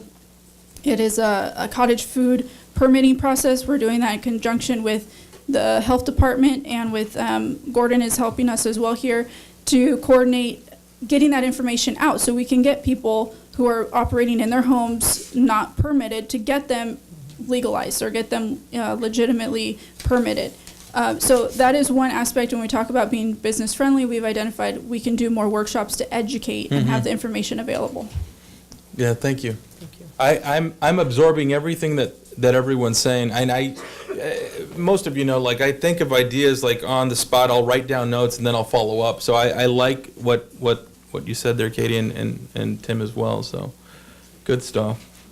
I think there's some real opportunity though, honestly. Yeah, council, no, it's fantastic, and I just wish I'm kind of doing a little timeline or trying too, so I want to make sure that we don't completely vacate some of the other areas. Yeah. Yeah, All I good think we've stuff. got Everyone's in agreement. Even if it might be a quick discussion, so I just want to give it a chance, but I would like to flip back to financial stability, which is kind of the top.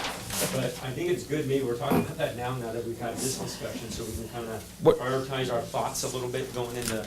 So under financial stability, you guys, just to kind of jog your memory a little bit, this is where we talked about, is it a top priority for us to balance the budget, for example? Are we willing to dip into the reserve fund, which obviously that's what it's there for, that's what we've done, but what do we want to maintain there? It's really kind of trying to set not only financial goals, and I know having Rosa here is going to be helpful too, if we have any specific questions or things that we need to look up for future reference, but just high level, this is not getting into, just under financial stability, what are we looking at? My thought, and council is thinking the same thing, but my thought is, we should, obviously we do have a reserve account, we can tap into it, but we should keep that at a minimum. However, we also need to look at other things that help improve our processes, and that, we talked about technology, improvements in technology, and something as simple as digital time cards. I mean, it's taken us days to process, our payroll. I mean, that's not something we should be working on for days, and so improving that technology and improving that opportunity, I think over time is going to be financially, it creates some more stability for us. And who knows what the end result will be, but can you imagine how much money has been spent over the past decade on day after day after day of work for, every 2 weeks? Yeah, exactly. So anyway, those are my thoughts. Even if it's an outlay of cash to get Yeah, that technology rolling, yeah, if it saves money in the long run, right. that's something I think is worth dipping into the reserves. If it's something that we have to outsource, contract. Yeah, because look at even just the request on paper, right, that we had with respect to the organizational overview, right? That's something that took hours and hours and hours of staff time. This took, from the PD and Public Works and our city staff, our city administrator, this is probably 25 hours worth of professional work. What's the cost in that, right? If we were to invest in a technology and we can quickly click, click, click, and here's the org chart, because it's going to show reporting authority and who reports to who, it makes it so much easier, right? So no, I would agree with The same with scheduling, as Rosanna brought up, with the different departments as far, like Parks and Rec. Right now it's pen and paper, Yeah. essentially, and it's hard for people that would like to know scheduling for practices or for, even signups, that kind of stuff. It's not widely available unless you know someone who's in that realm already. Right. It's going to take money and time to get that stuff rolling, but once it's up And training, and running, yeah, but once it's there, and it becomes part of our process. Yeah. And I'll go back 10 years, just to share this with everybody here, and even greater than 10 years. But when I first started on the city council, there was a lot of things that were not uniform, were not standard. And we're starting to see a little bit of a break in things, but, something as simple as like business cards were all different from different departments. So many things were different, and that sounds like such a simple item, right? But when everybody has a different purchase order number, different this, different that, there's a loss in efficiency, right? Not to say it's a perfect system today, but that was an improvement back then. There was a lot of things that we changed early on, but I'm telling you, at some point it becomes just standard operating procedure, standard practice. And so even though there's an outlay of cash, whether it's for technological improvements or anything else, even the way we access the internet here has changed, and so, and technology's changed. But I'm just saying, even if we were to spend some money on making these improvements, it's going to benefit this organization, over the long haul. So I know, Sam, think we all agree any with thoughts that on one. that, Sam? I think that the thing about financial stability is that we have to be able to cut in the right places, we have to be able to expand in the right places, and that's where you talk about usage of reserves, et cetera. I think the biggest issue is, how do we increase our sales tax base? How do we increase the revenue coming into the city under financial stability? We did pass the utility users tax. That is a help, but that's a 5-year cycle. Do we have to and if we're going to dip into reserves for issues, are we going to be able to do that and also wean ourselves from the utility tax? I'm not so sure that that's all of those issues are possible. And we may have that dream or that desire, but I'm not so sure that that's going to be possible. I think we have to when we look at financial stability, I think we have to look at all of those types of things that we're talking about: debt restructuring, revenue, things that we do with staffing, things that we do with each of the departments. But I also think that at the current state of time, we're in kind of a state of change. We're going with department heads, a lot of retirements, a lot of things happening in the department head area, and I think we've got to look at that. And I think that's maybe something that we need to look at in the next 3 to 5 years and see where we're headed. And we do have some very significant sales tax increases that are projected. Correct. With pilot, for example. That's going to be a Right. major source of revenue, I know, for the city. So Again, I think everything that's being captured, what everyone's saying here, is very, very important. It's what I'm hearing, just for the purpose of moderating here, I'm saying, so the financial stability in terms of our high-level strategy, again, is we're looking for efficiencies, which I think is a continuation of really what we look to do, but obviously specifically technological efficiencies. This is sort of an overlay of potentially lean processes and looking at that. That's a whole different investment maybe down the road.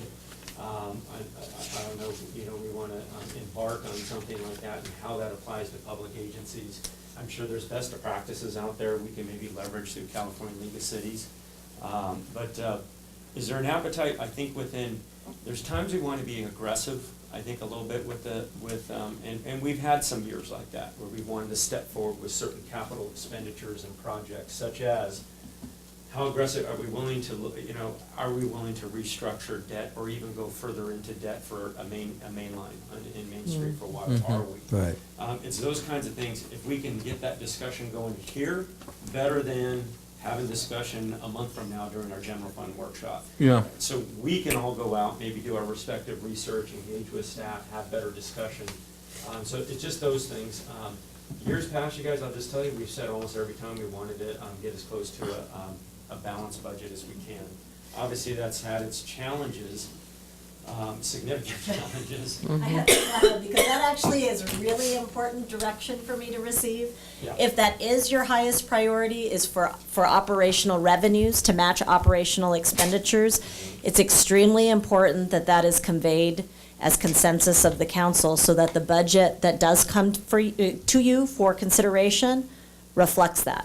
And so you're aware, because of last year's timing and the approach to bridging the gap, we know that next year going forward, we're at approximately, at that time, if no other cost changed, a $400,000 shortfall operationally. So because of 80% of the budget being people, what I would bring to you is a budget. If the primary goal of the council is to operate with a balanced budget, operational revenues equal operational expenditures, there will be staff cuts.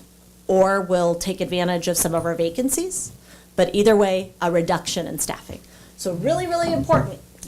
If that is your number one, it will certainly inform the process going forward. If you're wishing to see flexibility and to ride the optimism of an improved market, that is certainly direction I'm also prepared to receive, but they're very different things. They are, and Yeah, personally, I think I'm optimistic that we're going to see some additional revenues, and I'm not opposed, I think, as we did last year, as if necessary, to dig into the reserves, as long as our policy was like 15% in reserves, but I think we went down to what, 12% or something? 13%. 13%. So I think if we don't go too overboard, but have the appetite for it, because there's certain things that we really want to get done, and we don't want to tell you we want to strictly be in budget, because then we're going to have to not do some of the things that we consider to be very important. or that can really impact Service delivery and honestly opportunities to generate revenue. So, even though it's not a traditional business, it's still one that revolves around some risk. You know what I mean? If we don't risk something, if we don't, if there isn't an outlay of some cash for whether that's service delivery or that's communication improvement or whatever it is, then it essentially becomes a status quo, and there's not going to be a whole lot of opportunity. Maybe as council that, coming out of the strategy workshop, we're framing is what would revenues and expenditures matching look like, and what would the potential recommended cuts be, and then from there we work backwards on what then we can kind of give and take in terms of, okay, this we can't live without, this we feel optimistic or whatever. Right, because I'm wondering also, I'm sorry, I was just wondering, because Rosanna covered some of the projects that we started, that we said we wanted done last year, and we haven't yet completed, right? So that might be an area to start. Are we all in consensus that we want all those projects completed this year? I mean, personally, in looking at that list, it's on page 12 where Rosanna covered it. I know that the Public Works parking lot rehab the gates are important, but in looking at that list, I would be willing to wait on that particular one if necessary, to put that It is on at the hold. bottom of the list, yeah. On page 12, where she talked about the ones that we carried forward from last year.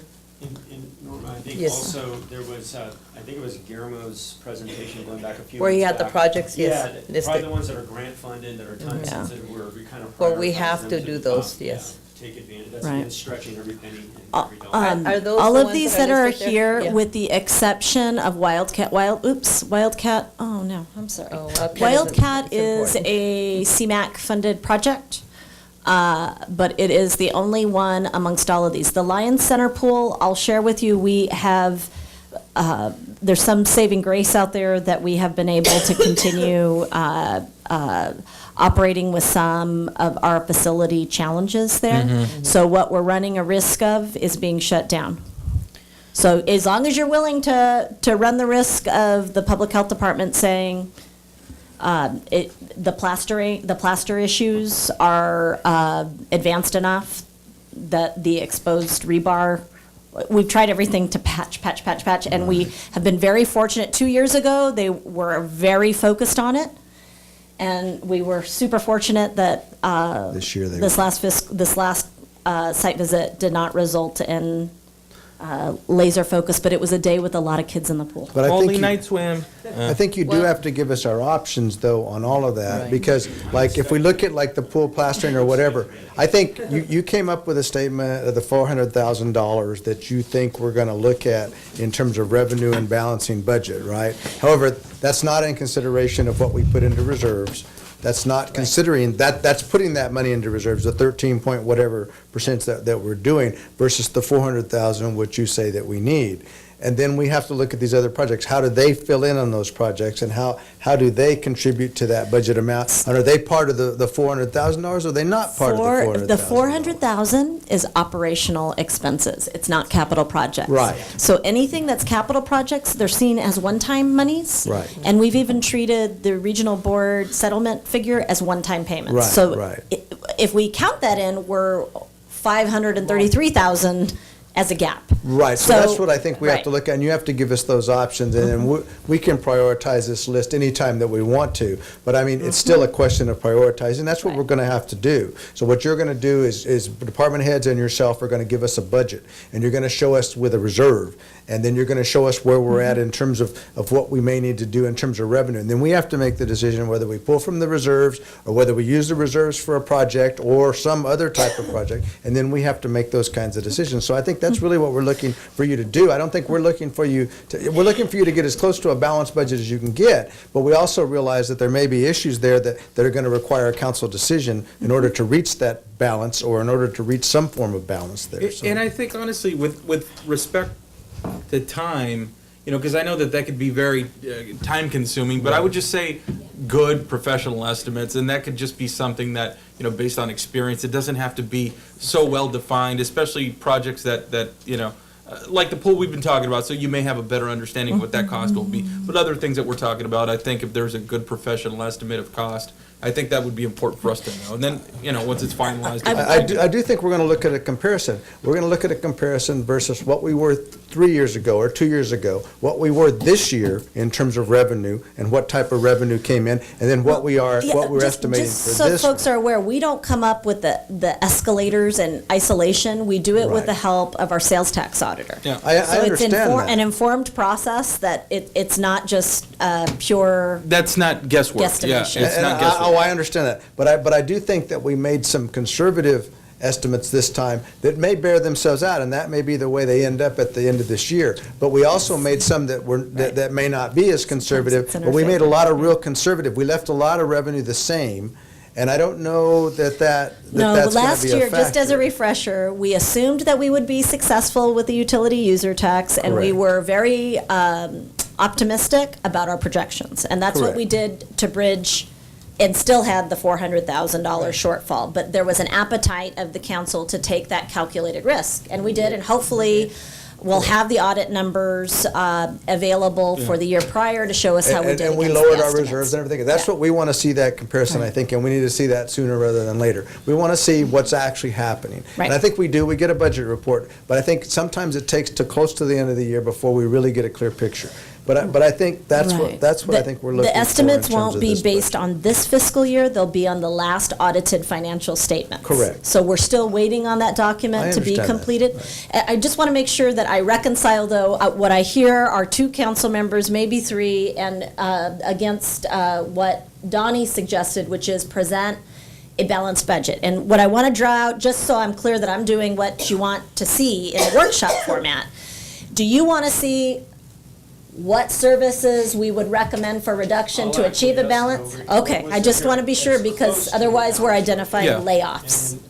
So it's up to you if you want us to, if you're prepared to have that conversation and ready for the reaction that's going to come with it, which is natural. I would like to see that, because that would give us an opportunity to look at possibly reorganization and what ideas we may have as far as some of the ideas that you've thrown out. If we don't get a police chief, you know, what we can do, or are we going to be looking for a Parks and Recreation Director, or are we not? And I think we need to see that. We need to see what the budget will reflect as far as the staffing that we can support. So what the current assumptions are going into the budget is what we have at least minimally in place this year. Yes. So if we're adding back in a director role, we're going to need to find somewhere else to subtract out. Right. Well, and I think you use that as that's something that you're going to come forward. We've got to decide that. Yes, I mean, we've got to make correct. those kinds of hard decisions, and we Yes. have to decide what we're going to do. And maybe we do. Maybe we do add a director back in, and it takes down out of our reserves, and that's where we are at. But I mean, it is what it is. I mean, there's no. But I You ho- also but- share with, you shared in this past budget cycle also, what kind of the light at the end of the tunnel, some of the ongoing payments that we've been making, for example, regional Yeah. water board, some of those things will start to come off, looking ahead. This is the last And payment, right? Albeit, that's not the Yes. end all be all, but This is the last there's some steps in the right direction, some, what were previously unbudgeted. Right. I would caution everybody here. The danger in a city, not in a normal business, and the danger in a city in having a year-to-year budget discussion, year-to-year, is that it's very short-term planning. Cities don't operate on a very short-term plan. They just don't, right? It's not your typical corporate entity, for-profit entity. So you got to be very careful, especially when council members are using language with respect to positions being eliminated, and we have staff members in the audience. Yes. It gets We don't want- people's attention quickly. Just like why I made the comment earlier, it captured Tim's attention and Katie's attention quickly. I mean, those sorts of things we got to be careful with. I would just say that we need to look at our current staffing model, the way it's structured, and if everybody would agree with this, I would like to see it. The way it's structured now, and that includes the current department heads and everybody else that we've been operating under, just to see what that would look like as far as a financial makeup, and then also consider some of the things that we've talked about, whether that's the pool improvements and some of the other things that we've identified as being improvements within our strategic workshop. I think that would help give us some options, and it doesn't necessarily scare all of staff right now into thinking that, and I have a honest- question. Yeah. Oh, go ahead. Rosanna, you say the $400,000 shortfall, that's primarily, or 80% of that is Staff. staff. 80% of the pie of our general fund budget is staffing. So, but of that $400,000 shortfall, that's all staffing? Is that what you're saying? No. No. No. No. What I'm saying is the overall budget, there's a gap between operational revenues and expenditures, that's 400,000. But for a rule of thumb, you could take an 80% value and say, all right, if the shortfall is 400,000, we've already leaned, we're barely have supplies to perform the city's work. So the other line items, there's no place to pull skin from. them any longer. Really, the only place, 80% of 400,000 would likely be staff. Okay. And so, does that include the positions that are vacant currently? Yes, because they're budgeted position. Anything that's considered budget, what you have in your org chart overviews are your budgeted positions. That's the approved budget. So the $400,000 includes the vacant positions. Includes the Correct. vacant. So many if of you take those- if you don't fill those, or through attrition they don't happen, Right. then you save that money, correct? Correct, but you're hoping and assuming that the vacancies occur in places that you want them. Right, and Right. that doesn't necessarily always apply, Right. but in some cases it might, okay. So, Got of that, Yeah. do you know how much of that $320,000 consists of vacant positions? No. You'll know that at No, budget. that So wouldn't we be will- a figure that I would prepare. The question is, if your goal if you could give me direction, do you want to use vacancies as the primary vehicle for identifying eliminated positions? We have done that in the past. And the places that normally results in is shrinking PD, because they're really truly the one department that experiences turnover at a rate greater than any other department. So if you're prepared for those cuts to occur in PD, then we're probably good to go.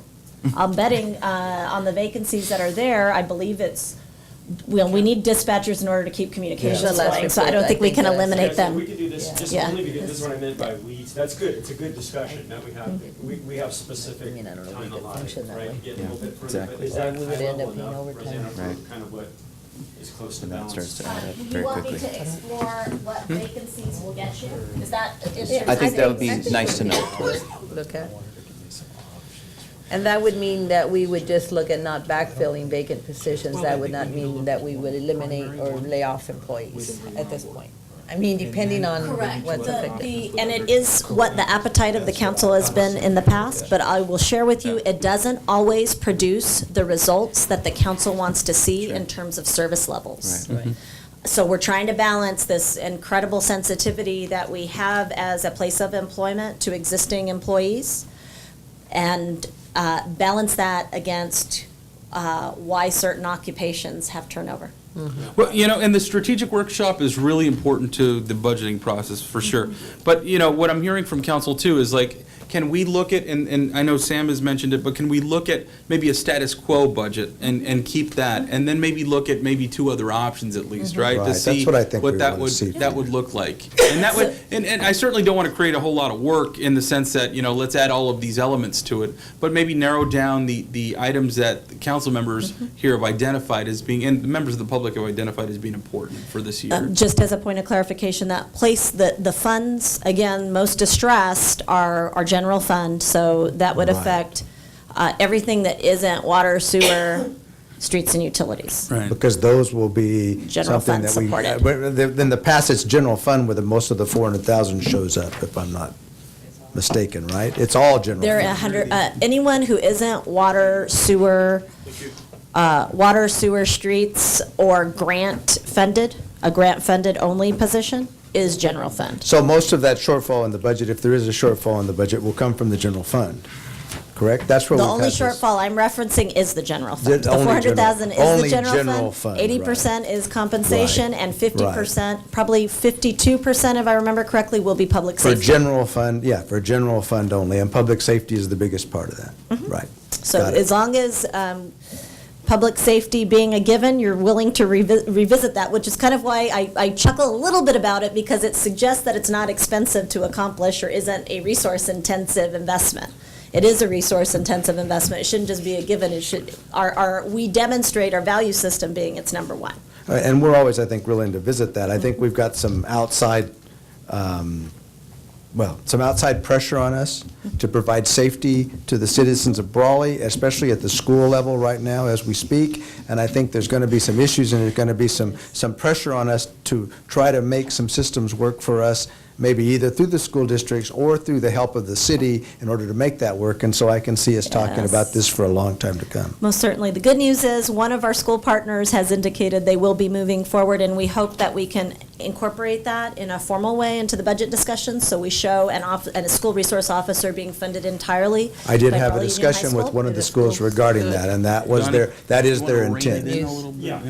Yeah, okay. Yeah. I think All I'll right, use let's go what back. happened I this think week. The next topic that we've already hit you guys pretty well, so just so that's already What's up there, that? downtown, relinquishment, business attraction, I think was all kind of related to that. One area that we did not touch, that we probably should, before we bring things to a conclusion, is there's a slide and a focus we've had in the past, year after year, on just the overall city attractiveness.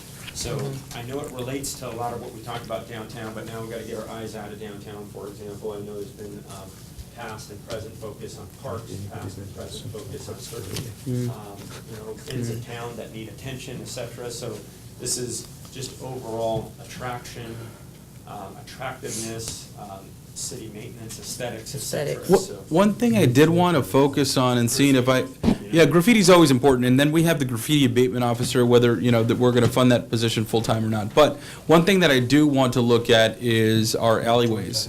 And I know we've talked about working with Republic Services to see if there's an opportunity to at least have a one-time cleanup, because a lot of the alleys within the community are in terrible, terrible shape. So that's one thing I would like to at least discuss and see Getting what. some push on that. Yeah, so anyway, that's. I have a question. Yes. I apologize, going back to the last topic. Sorry, Donnie.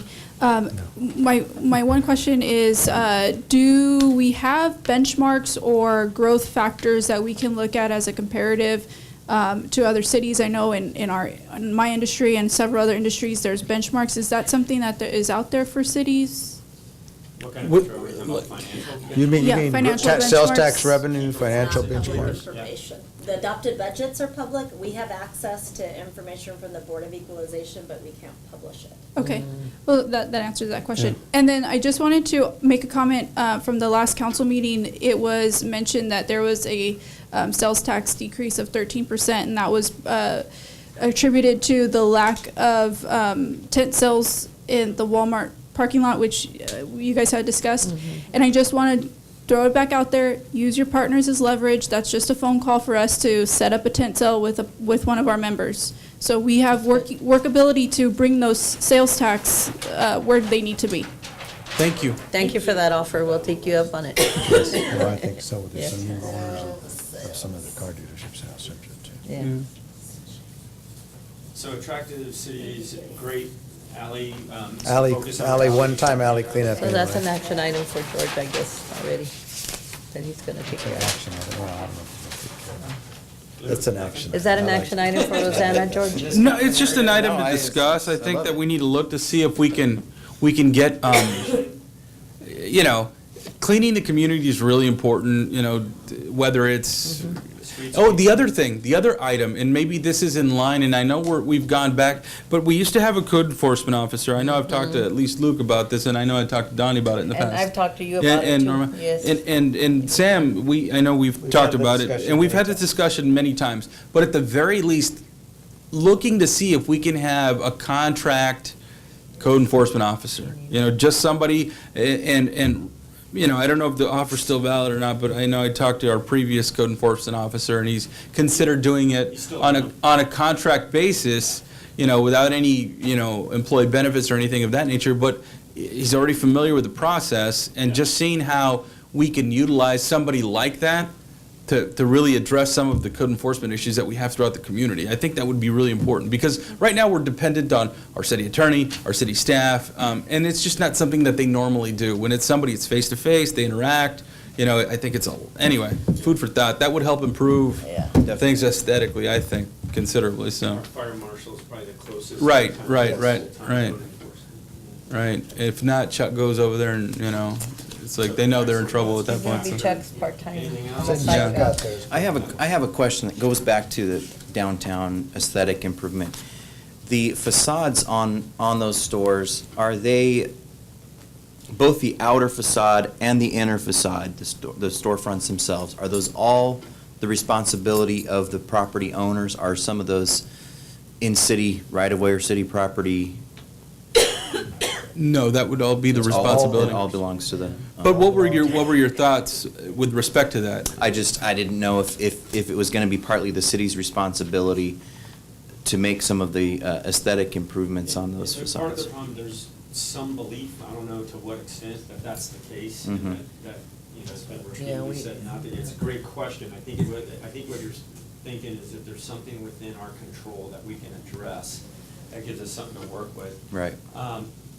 To me, something we haven't tried that I think needs to be, and it's been talked about again, very lightly, is have we really, as a city, made a concerted effort to have, whether it's a day, a summit, a meeting on owners, and I know they're hard to get a hold of. I know some are out of town, some don't care, some, have heirs Some are in the dead. state, who knows? There's a myriad of, but Okay. my point is, you're not gonna get everyone, but it is really putting the core of, there are some vested concerned owners downtown, there are some. Katie and I just talked about it this morning. We would have a launch just in a few weeks regarding The that. other one is, believe it or not, there's interested investors that Yeah. you could bring to the table Yeah. that would be willing, because one thing I can say, I say this is just kind of a more the business side of me would say this. I would look at Brawley only because you could probably find a really good buy on real estate downtown. The question is, do you have good use? That's the question. Because if the use was there, the purchase, acquisition of building space downtown is very reasonable.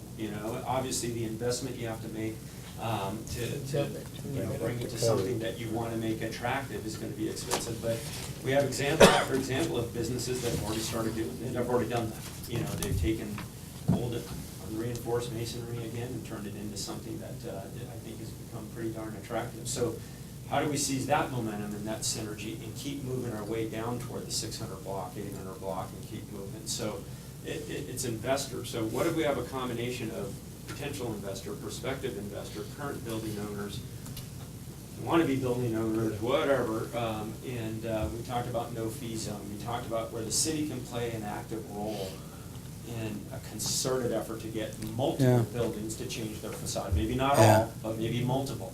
And a few years back, we did have a brief partnership with Imperial Stores, and it provided a pretty significant discount.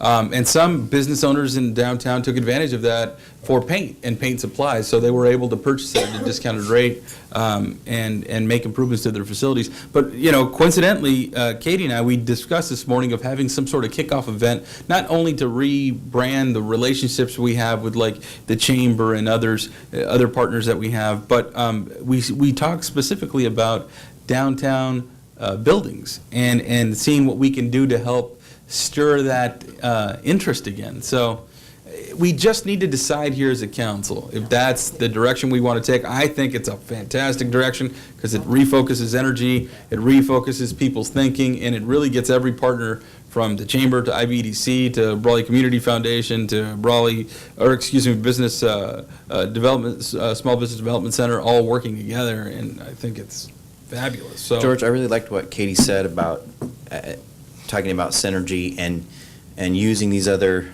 agencies to help us get the word out and a summit or something like that to talk about ordinances, whatever's on the books, and maybe what we're going to be introducing to motivate the business owners, not the business owners, but the property owners to repair and maintain their businesses to make it more attractive to people that do want to. And going back to the whole theme as far as like business-friendly city, you call it that, you present it that way, and it's going to become that. That's my feeling, right? And so it's countering sort of the opposite way of thinking, right? What's ironic about that, though, when we enforce ordinance Right. codes on the Sure. book, we get Some people will see it lambasted. as. We get some people beat see it as up like unfriendly. there's Sure. no You know tomorrow. that pretty Yeah. well. Yeah. That's Because true. You've had stakeholders come to you that, would say that we're unfriendly just Right. because we're enforcing the codes on the book. But I think a education, combination like of having a code enforcement officer, a combination of having, the agencies that we partner with, a combination, it's in the delivery of the message too, I can tell you, or any of you, that your plan's not gonna work, and I can say it in a way that you think, cool, or I can say it in a way that you're gonna be like, I hate you. You know what I mean? And you may say that anyway, but it's just the delivery of the message I think is very important. So I think if we change our delivery and the way we address our challenges, it's going to be really important. So, that's going to be part of the communication factor. So, Maybe. Quickly, one more thing about 111. I've been doing some research on it, and I know the goal would be to do a full reconstruction, but I just think with time being of the essence, between seasons, busy seasons for all of those farmyards and coolers and all that, we probably have to come up with a solution that's a quicker solution than a complete reconstruction, and also a cheaper solution than using up the full 2.5 million. And in the research that I'm doing, people I'm talking to, I think there's a solution that will work that will be $1 million or less and take a month. And I really think we should explore that. If it'll get us 10 years or 15 years down the road. I don't know of any procurement process that we currently undertake that results in the development of plans and specs that will award and construct in that time frame. According to the California Contract Code, I don't know what it is, but certainly open to talking to whoever's talking to you to see what opportunities could be there that we just aren't going to break a law Good. trying to accomplish. The figures that we're dealing with are much, much larger. Yeah. even. But at even the very least, we can Yeah, we see need what to is look- being We need to look offered. at it, but And I if do think it's- usually the figures are larger that I've Yeah. seen, so, I mean. But I don't think it would I hurt, think just, we're satisfied. maybe it's a lesson It's for all on of us. top- It's on there. Yeah, It's on there. we So, got yeah, it I as think a we're gonna- priority for Right. us. I will just say that we'll move forward with that project as we drill into it as a council and figure out we're going to come up with the best possible solution. But if we focus anywhere, maybe 111's a lower hanging fruit than Main Yeah. Street. Now, when we have the Main Street water line project, what we actually do will be the topic of discussion. So, Okay. Tim, you're standing. Do you remember when we did the charrette? Yeah. Yeah. So really quickly, I think a lot what you're talking about. Yeah. And, we received 2 grants. One is for the broadband, and we'll be holding a meeting here in Brawley. And what we want to do is we want to take advantage, anytime we get people in the same room, that we leverage our resources the best we can. We want to have the Chamber of Commerce there, we want to have the Small Business Development Center there. Our goal is to make sure that we're taking advantage of, as I mentioned, the did once policy. We're getting broadband into our communities. We're training businesses on the use of e-commerce, and that starts to generate more taxes, which is what we're all talking about. So it has to do with the generation of that. The other thing is through the EPA grant, we'll be having a series of meetings, probably at least 2, the first year to start identifying these properties. And along with that, we're going to start identifying properties that could be for sale, people that want to buy properties.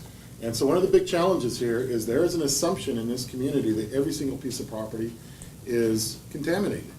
And guess what? Now we have the funds to either show yes it is or yes it isn't. And so I think that that's one of the opportunities we do have, but. Some people are afraid to get the yes it is, right? Yeah, So- well, Yeah, some people and if it may is, be. that's the way it is. But then it goes to phase 2, which then creates the opportunity for the Mitigation, yeah. remediation and the funds to take care of that. And so before a property is transferred, we can come in and actually pay for the phase 1s. We can pay for the phase 2s. And once that's done, then we can open it up for funds that can then pay for the remediation. And so now we have actually properties that the owner can sell. Yeah. It's going to increase the value, which is going to generate more retail, or real estate tax, which is going to lead to new businesses moving in, which is going to generate sales tax. Yeah. So this is a long-term strategy that every time we found that what's holding us back in the city, we've tried to find a solution. And I think we're getting to that point. But one thing I want to let you know is that, at least 3 events that we're going to have this year, we're going to be paying for ourselves or through the grants that we received. Katie and I have talked about some other planned opportunities that she has. The SBDC is looking at some projects. So it really doesn't matter who leads, as long as we're all there and that we're supporting each other and getting the maximum amount of people and the right people in the room to get things to the next level. So I think it's just a continuation of the strategy that you're trying to develop, Mr. Mayor, is that as we're looking at programs on Main Street and bringing people together and coming up with solutions and ways to fund these, that it's about getting people in the room. And by the way, I was not aware of the system you have for getting the announcements out, and so that would be helpful to what our needs are, and we'd love to assist you with that, so. As long as you can get it out in 138 characters. Sure. Next one I have. Yeah. And then finally, I just want to say one other thing, and it has to do with the airport. I know that we'll put that on another thing for another time, but Parking lot. we've really tried to make sure to get the message out there that the airport is self-sufficient. And that about 10 years ago, we had an airport commission meeting, and we talked to the airport commissioners, and we realized we needed to raise the rates. And the reason why is because we weren't generating revenue to match the funds that we could apply for FAA. So, it was the airport users that said, we'll pay an extra $10 or $20 a month in order to generate more revenue so that we can have a better airport. And by the way, today we have by far the best airport We in are, Pearl Valley. we do, absolutely. And that was the users that came about that. I think, one thing about parks is a user fee, there's people in this community that can't afford it, but I think they need to appreciate them a little bit more.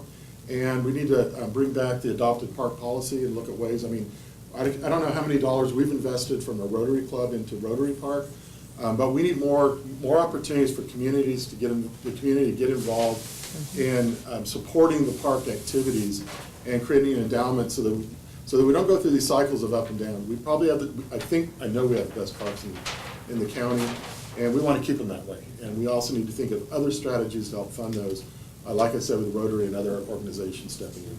Tim, I'm sorry, can I ask about your, we talked about like the different locations that we have within Brawley to develop, whether that's an outside investor or even local people that may not know. I had that presentation with you regarding State Book. Can you just tell the rest of council and describe what that is? Sure. Yeah, so it's a software that we just purchased. I've been looking at the software about 3 years and couldn't get anybody to take the lead, people with much deeper pockets and purses than I have. But we finally just purchased the software. But the challenge is how people look at the outside. So let's say retail as an example, and you and George have gone to ICSC with me as we've talked to these different companies. First of all, you got to tell them about Brawley. Second of all, if they do know about Brawley, we got to change their opinion of it. And because they know the numbers better than we do. And I know that there were a couple companies we walked up to and they said, yes, we know Brawley. You guys need to be at 30,000 before we ever look at you. Right. And so, what does that tell us? We need to build more houses. Yeah. We need to create community. So the software that we just purchased, actually, it pulls 60,000 data points from about 50 different sources, puts them all on one platform. And then, one of the things Brawley had an opportunity to do is actually have advertising on there. But we're actually able to take that information and give an explanation. And so one of the things that I experienced in Brawley is for retail is that these retailers will look at what the population or what the traffic is within a quarter mile, half a mile, and 1 mile. We don't have that population. But the reality is that we're bringing in shoppers from Borrego Springs, from Salton City, from Niland, Calipatria. And because of those distances, our market is actually about 50 miles plus away from the city when they're only looking at 1 mile. So that gives us the opportunity to take that data, not saying manipulate it because we can't change it, but give an explanation to show that the population is much different. And one of the things that we suffer from is being so close to Mexico, our population is only 180,000. For a lot of site selectors are looking at 200 plus. So we're 180,000 but for the fact we got 1.2 million across the border. Yeah. And if we can show how many of those shoppers shop in Brawley, we're able to add that. The other thing that is a challenge for us is the ratio of credit card usage to cash in our county. In the rest of the United States, it's 90-to-1 ratio, 90% credit, 10% cash. In the Imperial County, it's just the opposite. Wow. And so in order to collect that data, you have to have an explanation of why that is. And so, Luke is Or why? so it creates a challenge because Luke reports his $12,000 a year. because these companies buy their data from Visa and Yeah, they don't. MasterCard and American Express. And so if they buy it from one credit card company and the ratio of that credit card in our county is lower, and then they don't even take in consideration cash, we just don't fit in. The models don't work, and we have to be there to explain it. So this software is going to allow us to do that. I'd love to come to a city council meeting or at a later time, actually, doing one of our presentations, we can show that to you. And really what we did a couple days ago is we said, how does the outside see you? And it's just through data. Yeah. And the data's not good. Right. But we know the reality, and the reality is different, but we're suffering because of that. Challenging. And I can It's always openly been. just share this, that you're, no question that you're right on that, even the healthcare industry, looks at that. And that's one of the things you guys, at the library, if you remember, we went through that whole SWOT analysis, and it's unfortunate, this is a little different format, but we really don't spend a lot of time talking about our strengths. We focus a whole lot on our weaknesses, which is the right work to do, really, from an operational standpoint. That's what you need to address. But without revealing strengths, you have a very hard time putting a good strategic plan together on how to proceed at what you're good at doing. There are things we are good at doing, maybe better than most cities in the region, maybe better than most cities in, who knows, maybe in a wider span, even throughout Southern California. We have attributes, we have elements, we have some things about our city that really make this city unique, and we've highlighted them in the past, kind of at different addresses, but we haven't really talked about it from a strategic standpoint of, one of our largest employers is healthcare delivery. Healthcare is very robust in a small city like Brawley. You guys, all of us probably travel. I challenge you to go look at most cities with 25, 26,000 people and see if they even have a hospital within 100 miles, right. Right. much less in their city, within the limits. And not just a hospital main campus, but with, clinics and Yeah. outpatient clinics and multiple service lines, soon to be a cath lab. That's not a regional attraction. So again, you don't think of things like an emergency room as an attraction, but it's a lifestyle changer, and it's certainly a difference maker when someone's evaluating schools, proximity to healthcare, access to healthcare, all those kinds of things. So isn't it amazing? We went through 2.5 hours of discussion, but we haven't discussed any of our strengths. And the reason why I thought of that, you brought up the airport. We don't talk about our airport strategically. Yeah. Why not? It's a gateway to a lot of commerce and potential commerce that maybe we're not leveraging. And so gone are the days, thanks to the Airport Commission, thanks to a lot of good people, including this council, because we've spent a lot of time improving that airport over the grant last 5, 6 opportunities. years. But it's promoting that airport. But I mean, and going back to strengths, I mean, I had the conversation, we had a pretty long conversation this morning, I had it with Katie, but identifying those strengths, the strengths of this community, of this city, of our staff, of the city of Brawley, our utilities, look at water delivery. I mean, there are not many breaks throughout the community very often. There are, of course, but water delivery, wastewater treatment, all of those things are done well. Police services, fire services, our parks and rec department, library services. There's so many things within this community that are done well. Even our senior center that's highly utilized. All of the things that are offered. We talk about the pool being such a priority and a fix of $500,000, it's because it's highly utilized. You look at the park improvements, and of all the parks in the city of Brawley, there are some issues at all of them, but overall, we have the best parks, and it was said here earlier, in Imperial County. There's really no question about that. Not to mention some of the recent improvements at Alice Drew Park, and that was a grant opportunity that we took advantage of, and that's highly utilized. So all of that strength. It's put it together, and Exactly. if you bundle that, then present that, that's a Yeah. different looking Brawley. It's Yeah. really the Brawley we tend to spend a lot of time talking about.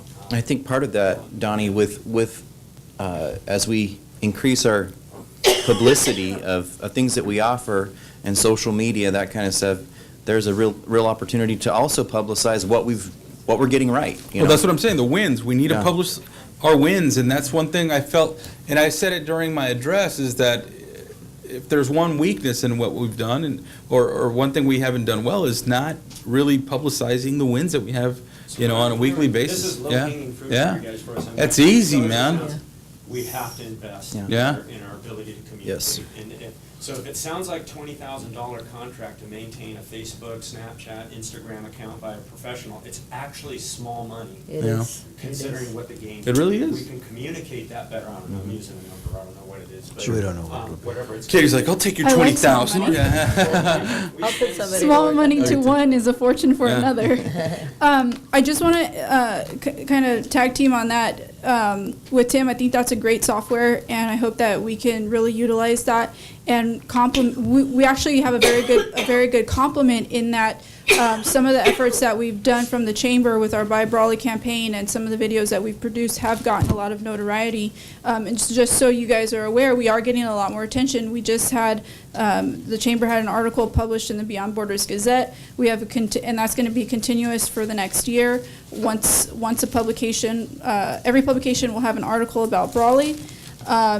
With the Ivy Alive magazine, we have an agreement where every publication has a featured business in Brawley and advertisement from the Brawley Chamber.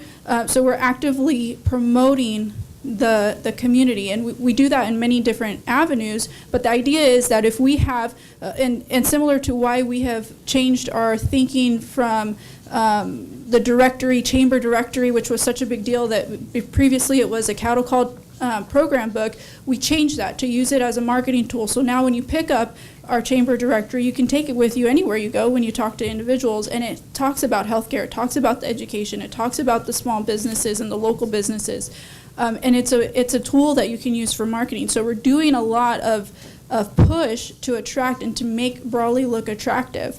I'm hoping, and I'm sure there's going to be daggers my way, but I'm hoping that we can come to some sort of agreement in the future where part of the TOT tax, which is very commonly used throughout the country to support chambers of commerce, that we can look at a sharing of that TOT tax. TOT tax, as you know, is the tax that helps us, that is generated off of hotels filling the rooms. We do an active push for that every year. So we want to look at different ways that we can use some of those funds to continue promoting the city and put us in the best light so business attraction is easier. So we're also not just telling the hard story with the numbers, with the hard numbers, but we're telling the soft story with those numbers, and they do complement each other. Well, imagine if in 60 days, within 60 days, and this is something we can do, imagine within 60 days, our social media presence.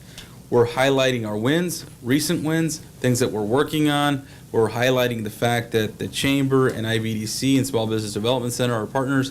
We're working with them. All of the features that we're moving forward with, and we'll also have a planned budget. I mean, there's so many things that we can talk about that people really will look at the work that we're doing and say, there's so many things going on, because they naturally go on. It's just that we're not talking about them together at one spot. And so I've been saying this for a long time, but I know we've been very conservative in our approach to our budget process, and that's important. It's served its purpose for many years, but I'm willing to, and my desire is to take a little bit of a risk and make some investment in technology improvements. I know Mondo, I've had a conversation with him, Armando Garibay, our IT manager, and so, having those improvements within, our city staff to make sure that we don't spend days on payroll, making sure that we're highlighting, whether it's at the library or whether it's at Parks and Rec or whether it's at, Public Works, any sort of improvement project. If people ask, why are there so many orange cones on the road and what is all this concrete being laid out? Well, here's why, this is the investment, this is what it's going to do. I mean, just identifying those things I think is really important. So anyway, I could go on all night, and I don't want to go on all night. Please. I just wanted to make sure that we did get it on paper, but I'm sure Rosanna did. But I think we really do need to take advantage of the offer that Tim made, where he's already going to have some events scheduled, and that we can invite the business owners. Let's join together Okay, to communicate in the IBDC. very good. I don't know when the last time you invited me to a beer, though, Tim. He doesn't buy beer. Yeah, he doesn't buy beer. He doesn't buy. He'll drink them. You have to drink them. You have to buy He them for him. drinks- he drinks when he doesn't buy. He doesn't buy for anybody who drinks a You lot. have to buy it for He him. doesn't drink, he drinks a lot. Sorry, Tim, sorry. Yeah, right? Okay, I just wanted to make sure that got up. That's horrible, Tim. I'm gonna say this is Oh, like yeah. finishing a not so exciting note. They know you so well. I was gonna say, it's all been fantastic, you guys dialoguing, like I said, this is totally different from even what we experienced last year. But I think is. some great points have been captured. The thing is, you guys, there's probably a decade's worth of potential ideas and work. It's really kind of getting in here, digging in, and really pulling out some key priorities that we can bring back and prioritize, fund, move forward, and really make change year after year. The last area that we haven't hit, and it may be, again, I kind of preface it the same way, is this a reliable water, sewer, and storm drain? I jumped ahead and we grabbed all the others. I think we had a great presentation, at least as far as current state from Rosanna, so I think that kind of gives us a little bit of an idea. Is there anything here pressing as a council or as a public that someone wants to elevate outside of what's already been presented? On the water, sewer, and stormwater? It's a big kind of broad area. Well, I think we talked about Main Street. I mean, I would say, I would go as far as even saying, maybe we can explore some options and financing options if we need to make those improvements sooner than later, just to see what that would look like, Yeah, the capital Whether if it's a projects. $2 million loan or whatever it is that we need to Yeah. do to fill in the I think we really need to address that, because I think we've been putting that off a little too long. Capital projects for the. Yeah, and there's no guarantee The in the future. underground water line, I know, it may. Oh, the underground water line, The yes. underground water line. But in Yeah, terms it of- may be that we don't consider it because the payment is so high, but you never know. We also need to look at at capital improvements to the water plant if they're necessary for the continued efficient operation. And so I think we're going to have to look at that too. I think Rosanna did a pretty good, and that's why it's at a critical juncture, so, meaning Capital, it's. yeah, that's the one. Got to make a Yeah, decision. Yeah, she has both of those there. Just as a heads up, with reference to that particular project, if we had the funding to go today and we were ready to roll it out, it is scheduled to be a Disruption. Yes. Yeah, like A totally. 12 to 18-month project Which Yeah. will affect cattle to call and minimize everything roadway else in town. closures so that Yes. traffic can Business. ultimately flow as much as possible in Yes. the individual phases. So just know, when be this one business- rolls forward, it will be a business, very large We understand. consuming But as project. long as Sam is still here, But we have to I think do we it. know. as long as Sam is still here, I Take can this- blame him. Like the It's all city of right. Imperial That's true, with but that. that doesn't work.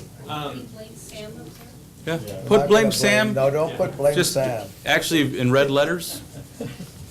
Sam is not a I don't target. think we can put it off I think that's a big forever. project to come out of that. I mean, we can talk, we have. Other than that, I know we have. The other, just as an, for highlighting, if the city does move forward with the Siemens initiative, that will also just, to highlight for council and the public, it will be a sea change for our customers. Yeah. As well as our operations. Right. The way we do business today, again, a more labor-intensive process. This allows for automated meter reading and a high level of accuracy. What comes with a higher level of accuracy are higher bills. And as our infrastructure has aged, the readings decline. So we know that the adjustment period in which it's implemented, it will not be easy. No, we know it's. We still don't have an idea of what that, Your readings are you haven't gotten a report back from Siemens. We meet weekly.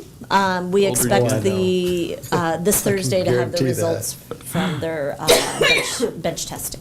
Are you okay, Alma? You've had a pretty She's hard, not.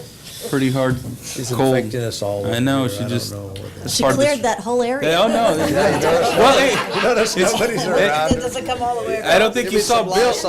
Lysol. Bill's actually lying on the ground. Yeah, He's, Susanna left. He's still Yeah. there. yeah. Nobody's over there at all close to. yeah. But I've seen the commercials and it goes pretty far. Oh, yeah. It's wafting. 15 feet. We have black lights on it and it's coming like right here.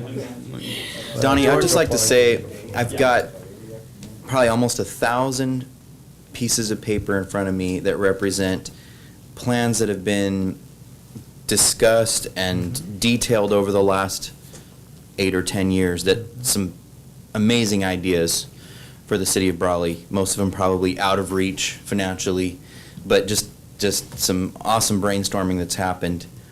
And from that, I think the message that keeps coming back to me is we have to fix what we have, maintain what we have before we move forward with any major addition to our assets or to our structures. Because things have deteriorated over decades, as you said. If you look at pictures from 20 years ago, probably the big differences would be the buildings that have burned down, in the last 5-7 years. So I hope that we can, as we move forward, that's going to be our focus, and I'm sure it will be. From everything that's been discussed tonight, it sounds like our hope and our goal is to fix what we have.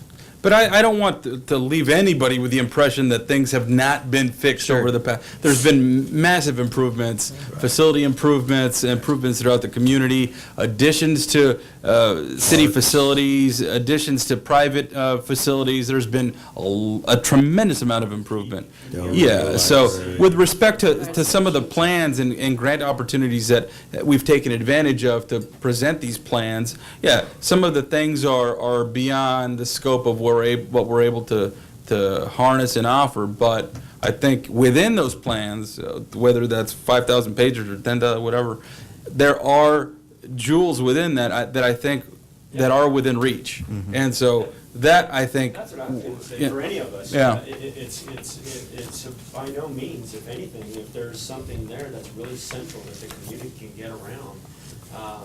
I just say the key, I said at the very beginning, let's set goals that are attainable, that we can get done. There's nothing worse than setting, goals that don't get, accomplished. That's why I think this is so important, because this is one of the few times, other than maybe the state of the, city, that's really a limited crowd, right? That gets there. The hope here is that more people hear about this, and I think it's up to us and all of us here in this room. We echo these discussions, because not everyone's here, not everyone's gonna hear, but they need to hear. We set X number of goals last year, and these are the milestones that have been achieved. Yeah. So one thing we've proven to ourselves year after year, we can focus as a council on a set of goals, go out, get them done, accomplish them, and support what we have to do to get behind and support staff, and hopefully deliver to the public what they're expecting. And I think the messaging piece, you guys, it's really the lowest hanging fruit, the least expensive, most impactful thing we can do is simply communicate what we're doing well, because everybody knows what we're not doing well. That gets, talked about almost, on a regular basis. But what doesn't get as much press time, I think, is the numerous accomplishments. That's right. I've said it for a long time, but now's the time to really act on that and Can I share get that furthermore? message. Our county's not that great at that either. In other words, there aren't very many of our public agencies that are very good at doing that. Yeah. So it's like, why aren't we more competitive as a region than as a county? I mean, really, you can ask the question pretty broad. So I think it just comes down to take our strengths, leverage them, do what we do well, and set some really attainable goals, and we press forward and get them done. So, Luke, back to you. I mean, sifting through that, if there's some, again, you think an attainable goal that really makes some public impact, I think it's incumbent between all of us, throw it out there, right? Or discuss it. It doesn't even have to be now, be at any council Sure. meeting, so. Yeah, no, good input. Thank you to everybody. Well, I was gonna go through each page. Yeah, no, go for it. Be here by Hey, you can yourself. be here all night. Yeah, you can be here all night. We won't. That's right. We'll be videotaping. Yeah, right? You'll be here by yourself. He'll be- We'll he'll be- Live Like broadcast. us to keep a record. We'll watch it at home. What were you saying, Donnie? I'm getting ready to wrap it up. I didn't know. Rosanna? Did just want to touch on that in those documents, you see things that are beginning to take flight in the Yeah. downtown. And one of the questions I think we as staff and as an agency need to think about is how do we find more people mirroring the things that are contained in those plans? With the Firestone building, something as simple as the signage. That signage is straight out of the downtown specific plan. And it took a person who could see what that was in a photo and produce it on his own, which is really, really interesting. When Mr. Handigas went in to get the permit, and I'll be really brief, the staff said to him, well, how much did that sign cost? What was the figure? It was something like $15 for the piece of metal, scrap metal He that I cut it. acquired to make it. Really, really interesting that, our perception Plasma is you look cutter, at yeah, the that kind of signage thing, and think yeah. there's no way I can afford it, but people Yeah. spend $2,500 on a backlit sign that is a surface for fading Yeah. and not the most desirable Yeah. elements. So, how do we take those concepts and point. present them as options and alternatives that excite and have our merchants and downtown property owners see them as something they can actually accomplish within their financial means? Rosanna, what I want to do, I want to thank everyone that participated. I know some had to leave, but as a matter of public record, again, to show up here, to give their input, and of course, our chamber, Katie, thank you very much. Tim for stepping up, not just coming here with ideas, but also participating actively, David, all of those. And for those of you, again, I know our staff, not only are they taking it, these are the folks that make all these things happen. They're listening to what's being said, just the ideas that are being talked about. Rosanna, thank you. And I know the work that it takes, again, to carry forward. Not just talk about the work, but to deliver it. Next steps, though, would be, you'll sift, I know there's a lot of information to go through, Rosanna, and with staff, I know they're here as well, but, just bringing some ideas back to the council so we can formulate what our priorities will be and go from there, so. Rosanna, that would be very helpful as we go into general fund. If there's, I know that it's actually takes some work to go through these notes and kind of collate them and organize them in a fashion, but I think it'd be really important for council to be able to see that again. This is what we discussed at strategy as we kind of press forward into all the different budget meetings that we have planned, not to mention our regular meetings, so. Oh, thank you, Donnie. So, thank you. And I I want Thank to you thank very my much. fellow fellow council members again for a Thank you. very open and creative discussion, and I hope it continues. Thank you very much for Thank you. allowing us to do this. All right. Well, there's, the final items on the agenda are just reports from council, city manager, city attorney, unless there's really something pressing from council members or the city attorney or city manager, we'll skip through that, or the city clerk, but, and we'll leave those comments for our next meeting. But if there is anything anybody'd like to add, we can do that now. If not, I will be meeting with the Caltrans District 11 Director on Friday. Fantastic. So hoping to have a report to share with council regarding several key issues involving Caltrans right-of-way. Good. Okay. And then I'll have a conversation with you prior to ICTC, and then I'll express my concern regarding that crossing over by Assages where that person was killed, so. If nothing else, well, thank you all very much, and adjourn a regular meeting on March 6th at 6 PM here, but thank you again. And if you can, please attend the Brawley Community Foundation on March 1st from 4:30 to 6:30. It's a press conference, and it's a tour of the theater, so if you can, check it out. Thank you.